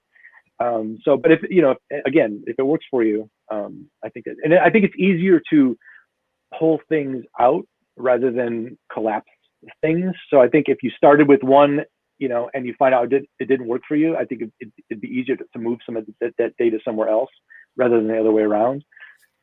So you could try it and see if it works. I think as something as well, if you are fairly new to Notion, it helps having them in separate databases purely just for clarity of what's going on. Because when you do start evolving and your workflow starts evolving, you start thinking, oh, I want to add this in, I want to relate this here. If it's all in one database, you need to binge watch a lot of Notion and get really used to how it works. You may be experienced with Notion, in which case go for it if you think you can manage where everything goes. If not, you're going to need to label everything very well and understand your framework behind the system very, very well, because tasks and subtasks would be in the same database, but they'd also be in the same database as your projects and your goals. So you'd have potentially goals at the top as an upstream, then lower, like downstream from goals is projects, downstream from projects is tasks, downstream from tasks is subtasks. But then where do you put your resources? Like, would that be another relation in? How does the upstream work? Can you jump from subtask to goal? It's let's be clear. I think you're exactly right, but we can say it strong. It's when you first start using Notion, it's impossible for you to know how you're going to end up wanting to use Notion. Even if you've watched all the videos, like Danny's watched all the videos on YouTube, because he's still tweaking his space. So, because you don't know what it can do. And really, you don't want to port your whole life into Notion, right? You should use it for little test cases, right? Like create a data, okay, you want to, like a reading library, or maybe let's put some tasks in there, or maybe some recipes for a gallery or something. Just to get a sense of what it can do, and to dump everything, to use as that test case, one bucket into which you're dumping everything that you might not get a sense of the full potential. Not only are you making a lot of assumptions about how you think you might want to use it, but you're not even getting a sense of Notion's full potential, because you're only using it in one way. Yeah. I'm gonna catch up on chat. So where are I? This is where I was. I'm actually going to bring that on screen and then bring this round. There we go. So let's see what's going on. So we've got, I believe, Notion offers more flexibility when it comes to organization. Yeah, I think I agree, and I think Stephen elaborated on absolutely. that earlier. Yeah. And lets you create custom workspaces. When it comes to workspaces, it's actually interesting. I've seen quite a lot of people, for whatever reason, separate their workspace, like their workflow, into workspaces. So they'll have a home workspace, a life workspace, a university workspace, and they have to go between and I'm like, why not just make pages? Yeah. And when it comes to the accounts as well, like if you go for the pro plan or team plan, that's only for one workspace. So you have to combine them anyway later on. But yeah. I avoided that mistake. Everything's in one. Yeah. Oh, that's good. Really, the goal. One of my favorite goals. One of my favorite quotes, and I should have it on my workspace somewhere. Is that the sublime task or accomplishment of life is to blend work and life, like your work life and your right. I think Arnold Toynbee said that. Right. So basically, you're setting yourself up to be bifurcated if you create different workspaces rather than trying to figure out how you can blend those different elements of your personality. Something Tools on Tech said. Actually, I'll quickly go back to it. It says it clicks with my brain, and exactly the same with me. Like my mind is sort of all over the place. It's like kind of like Rome, like the Rome map, sort of all over the place. But I can organize it how I want, when I want, in the way I want, which is why I think Notion has drawn me in so much. That's right. Yeah. And also, not only how we want it, but how we want it changes, right? So you're finishing your dissertation now, so your Notion workspace looks one way, and when you're done, you're going to need to do something else. So there's no perfect tool, but you can turn Notion basically into anything you need it to. Yeah, that's actually really good. Like, there's no perfect tool, but because of the way Notion is, you can kind of create what you need. Like, you can create the tool you need. Yeah. I think I was gonna say my biggest people talk about the API or Notion this. Or my biggest concern is about investing in Notion, because that's kind of what we're doing, right? We're investing time and setting it up and importing things. Is that there'll be a better Notion? I think that like whatever comes along that I don't know replaces Notion will be almost like Notion, like 90-95% of the ways, right? It's not going to be radically different, right? In the way that Notion was kind of radically different from a lot of things that existed at the time. It's just going to be the same thing, but I don't know. It's going to look nicer. It's going to have more functionality. It's going to be something else, but it's going to be very similar, if such a thing ever exists. Yeah, it's something. So Tiago did a presentation. Tiago Forte from Forte Labs. Those of you that don't know him, Second Brain course, great course. I haven't done it, but I've listened to a lot of people that have done it and spoken about it. That's basically how I consume information. There you go. I don't read books. I listen to YouTube videos of people talking about the book. But he did a presentation. I can't remember when or where. I think it's a couple of years old now. It's an old presentation on Tiago's channel, and he explained the different apps. So typically you'll have like your communication apps, which are email. Email's not going anywhere. It was built, it works, it's staying. And then there's the communication apps, which are like social media. That's built and it's staying. Like those apps aren't going anywhere. You've got note-taking apps, and again, it's there and it's staying. It's not going anywhere. There's more apps that come in, some apps go out, and different ways to do it. But essentially, it does the same thing. It's a note-taking app. It's a task manager app. It's a project manager app. And Notion was like at the tip of the spear of the presentation. It's like a pyramid going up, and it's sort of the tip of the spear of it's. I can't remember what he named it, but essentially, like it's the glue that can put all of those bits at the bottom together. So you can put your email, your task manager, your project manager, you can put it all together. And it sort of brings all of those sort of categories together. So I don't think the concept of the Notion app will disappear, like you say. Like Coda, again, very good app, limitations. We'll talk about that another day. But it's essentially Coda and Notion are the same thing, but Coda's more databases, Notion's more note-taking. But they do the same thing. Yeah. Have you used Coda much? Yeah, I played around with it when it came out. I was I had the same experience you did. I mean, I liked it. I liked, for what it did. I thought it was, great in a lot of ways. It didn't work for me. Like I'm a lot about notes and writing. I thought it was weak there. But I mean, I think I was, and they really haven't. I haven't been following them as much as maybe I should have. But it doesn't seem like they've. I mean, they were a big splash when they came out, but it doesn't seem like they've released too many features recently. I don't know if they've stopped innovating or what. Yeah, they've done a lot of small tweaks and updates because essentially a lot of the people. So I engage in some of the Coder streams, and a lot of people that go to Coder, that are going to Coder, are coming from Notion. So it's like, oh, can it do this? And they're like, not yet. Oh, can it do this? Not quite. Because people are sort of coming from Notion, they're expecting the easy drag and drop and the rest of it. So Coder are they're doing small patches and feature updates to get the fluidity there. But the main things for me that I'm like, I can't use Coder. One, financially, it costs more than Notion. It just does. And two, columns. You can't have databases next to one another. That for me is a massive thing. Yeah. It's a massive thing. A problem. You're just scrolling for days. But yeah, the other thing for I don't know if you feel the same way, but is people talk about Notion being complicated or the learning curve or whatever. I think it's very, very intuitive. I mean, once you learn how to do a couple, it's fast. It's really fast. I mean, when you think about what you're actually doing behind the scenes, you're building a website, right? You're moving things around with code, I think it's really, really simple. It's something that, can I say this? I think I can say this. Yes, I can say this. I'm like going through the conversation in my head. So it's something that the Notion Pro community actually spoke about a fair amount when it comes to consulting and whatever we're going to do in the world. And the Notion Pros program is pretty big now. There's 100 and something pros.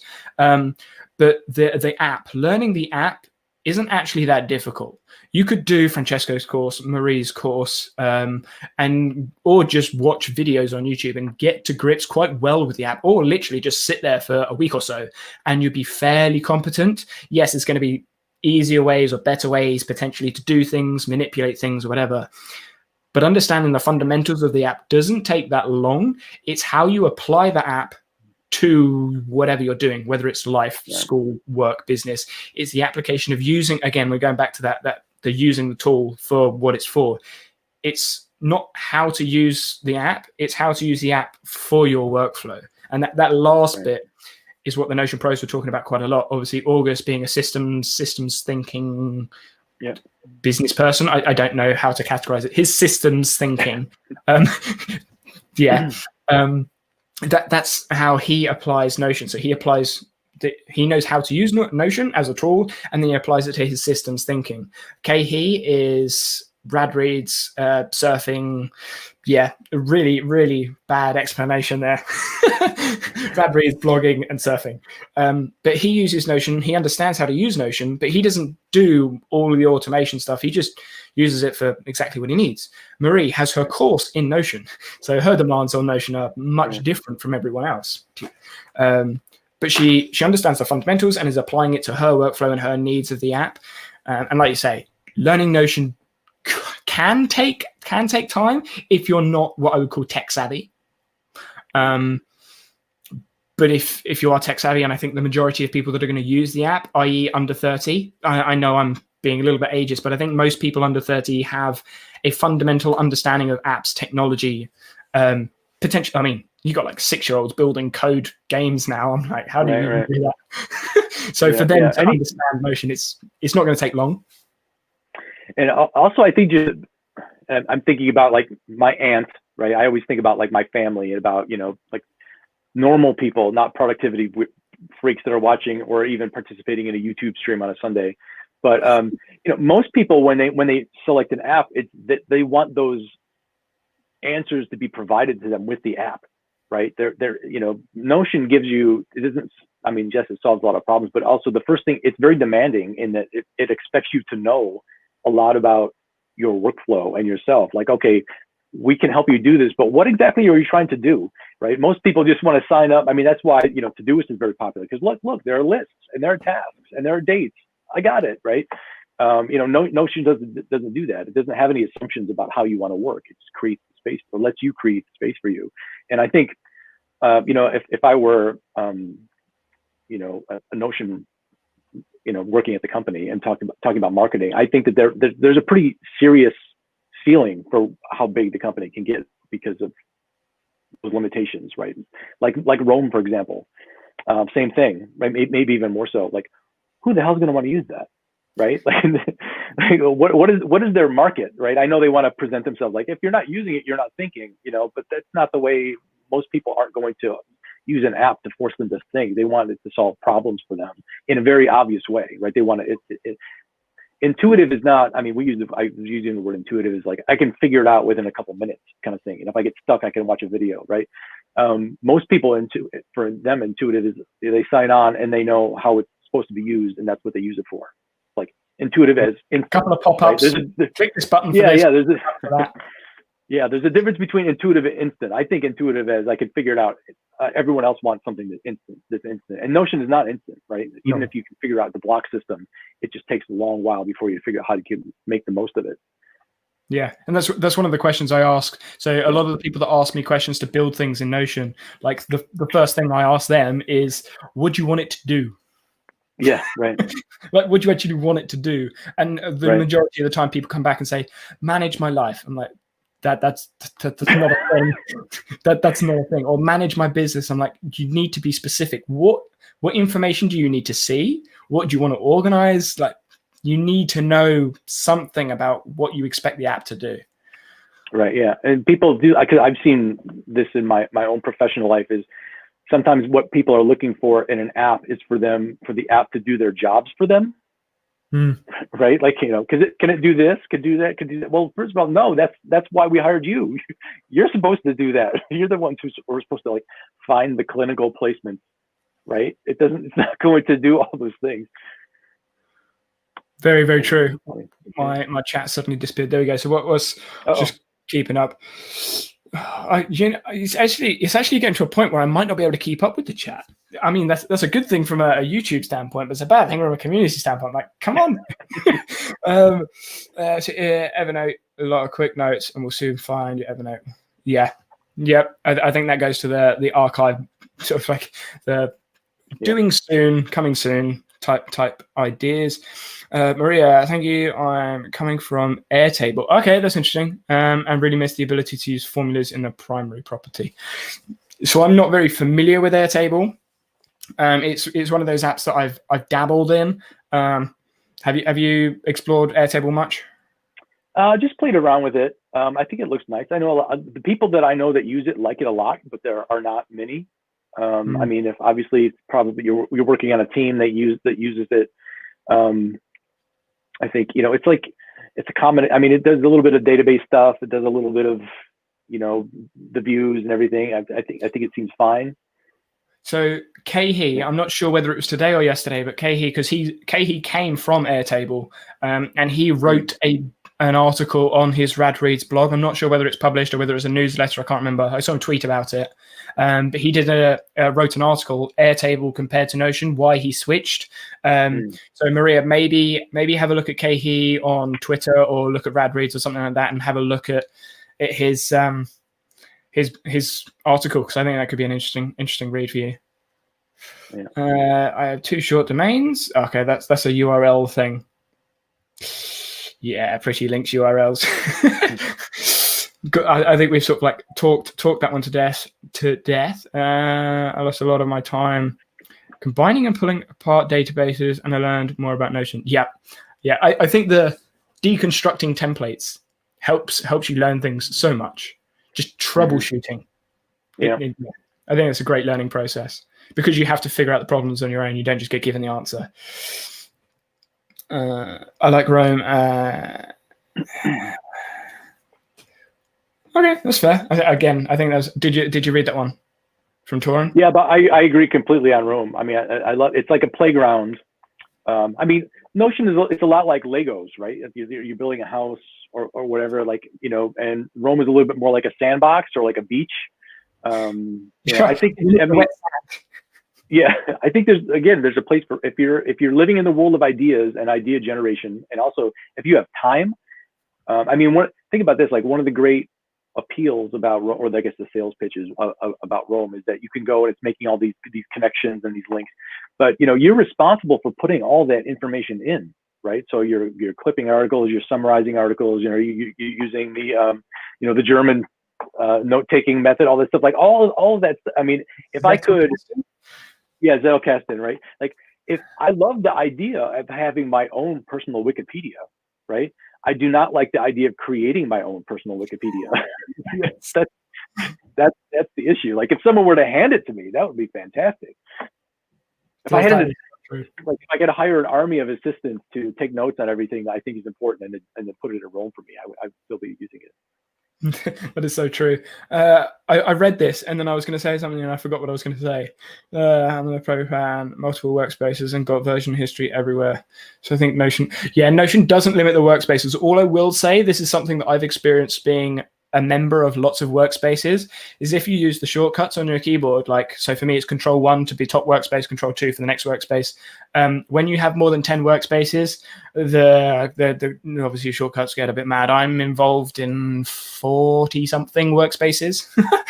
Like, I'm in, so I like the Control-1 is my space, Control-2 is the Notion Pro space, and then I don't know the rest of them because it's just like a long old list. But yeah, you can be in as many as you really want. It just means navigating between the workspaces gets extremely challenging and difficult.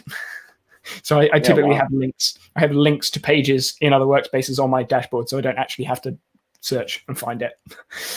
That's good to know. Yes, because otherwise, I mean, I don't think many people would have that many linked workspaces unless that's unusual. Yeah. I need to go. We'll watch the rest tomorrow. Okay, that's cool. I realize we've been streaming for a fair amount of time. Yeah, that's fine. That's goodbye. That's a wave. I use the same technique for reviews on YouTube. I'm assuming that was referring to something I was saying earlier. A lot of reviews on YouTube. I'm going to leave that one because I can't actually remember what I was saying.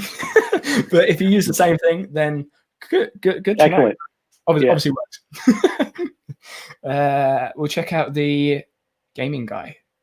Thanks for thoughts. We'll keep updated how I get on. Good. Like, that's one of the things I want in the community. Like obviously, Stephen, you're on the live stream now. I want to see what everyone else is building, communicate, talk. Like, Notion is building a community. It has an odd community comparing it to other apps. Like, other apps have people that use it and that's it. Notion seems to have built the whole thing. Like, there's so many videos being published, communities being built. And I just want to be part of that and sort of like trying to bring it into one place, or a cemented place somewhere. Because at the moment there's so many communities. Like, where do I jump to? So. I think the community generation has to do with the fact that it's such a personal and flexible space, right? That people, when you're designing your space, it's really an extension of you as a person. So when you see other people, you want to see what other people are doing. And then it makes sense. It makes perfect sense that it would be a community. Like, I think it's weird when, like, okay, is there a community? I mean, maybe, but like, what do they talk about? Yeah. I mean, so there's two Reddits. There's two Reddit subreddits. There's a Discord. I think there's like 40 plus Facebook groups, but I know a lot of them are in different languages. So Spanish, French, German, things like that. So there's like 2, maybe 3 main Facebook groups, one obviously by Francesco. But the variety of stuff that gets put in there, it's not necessarily what everyone wants. And then obviously you've got Conrad's built his community group. So I don't know whether Notion are going to build a Notion community, because they don't really need to. Because there's I don't think so at this point. So many communities out there. But having a community maybe for academics, or just like digital app people. Not just Notion, because a lot of those communities are Notion only. Yeah. Somebody posted a question in the Reddit in the Notion page about if there are any other academics, and I think I responded, and someone else did. There wasn't a huge outpouring of academics. That's interesting, because like when you look at YouTube videos, almost all of them are students. Yeah. Like obviously, I've watched the majority of them. I think I've watched every video in the last 5 months at least, and like 90% of them are students.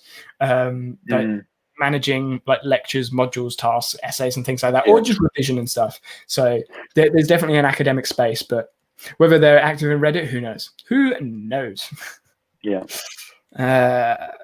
Something that is recurrent. If you need to go, by the way, Stephen, just just say so. I know we've been talking for almost 3 hours. That's a while.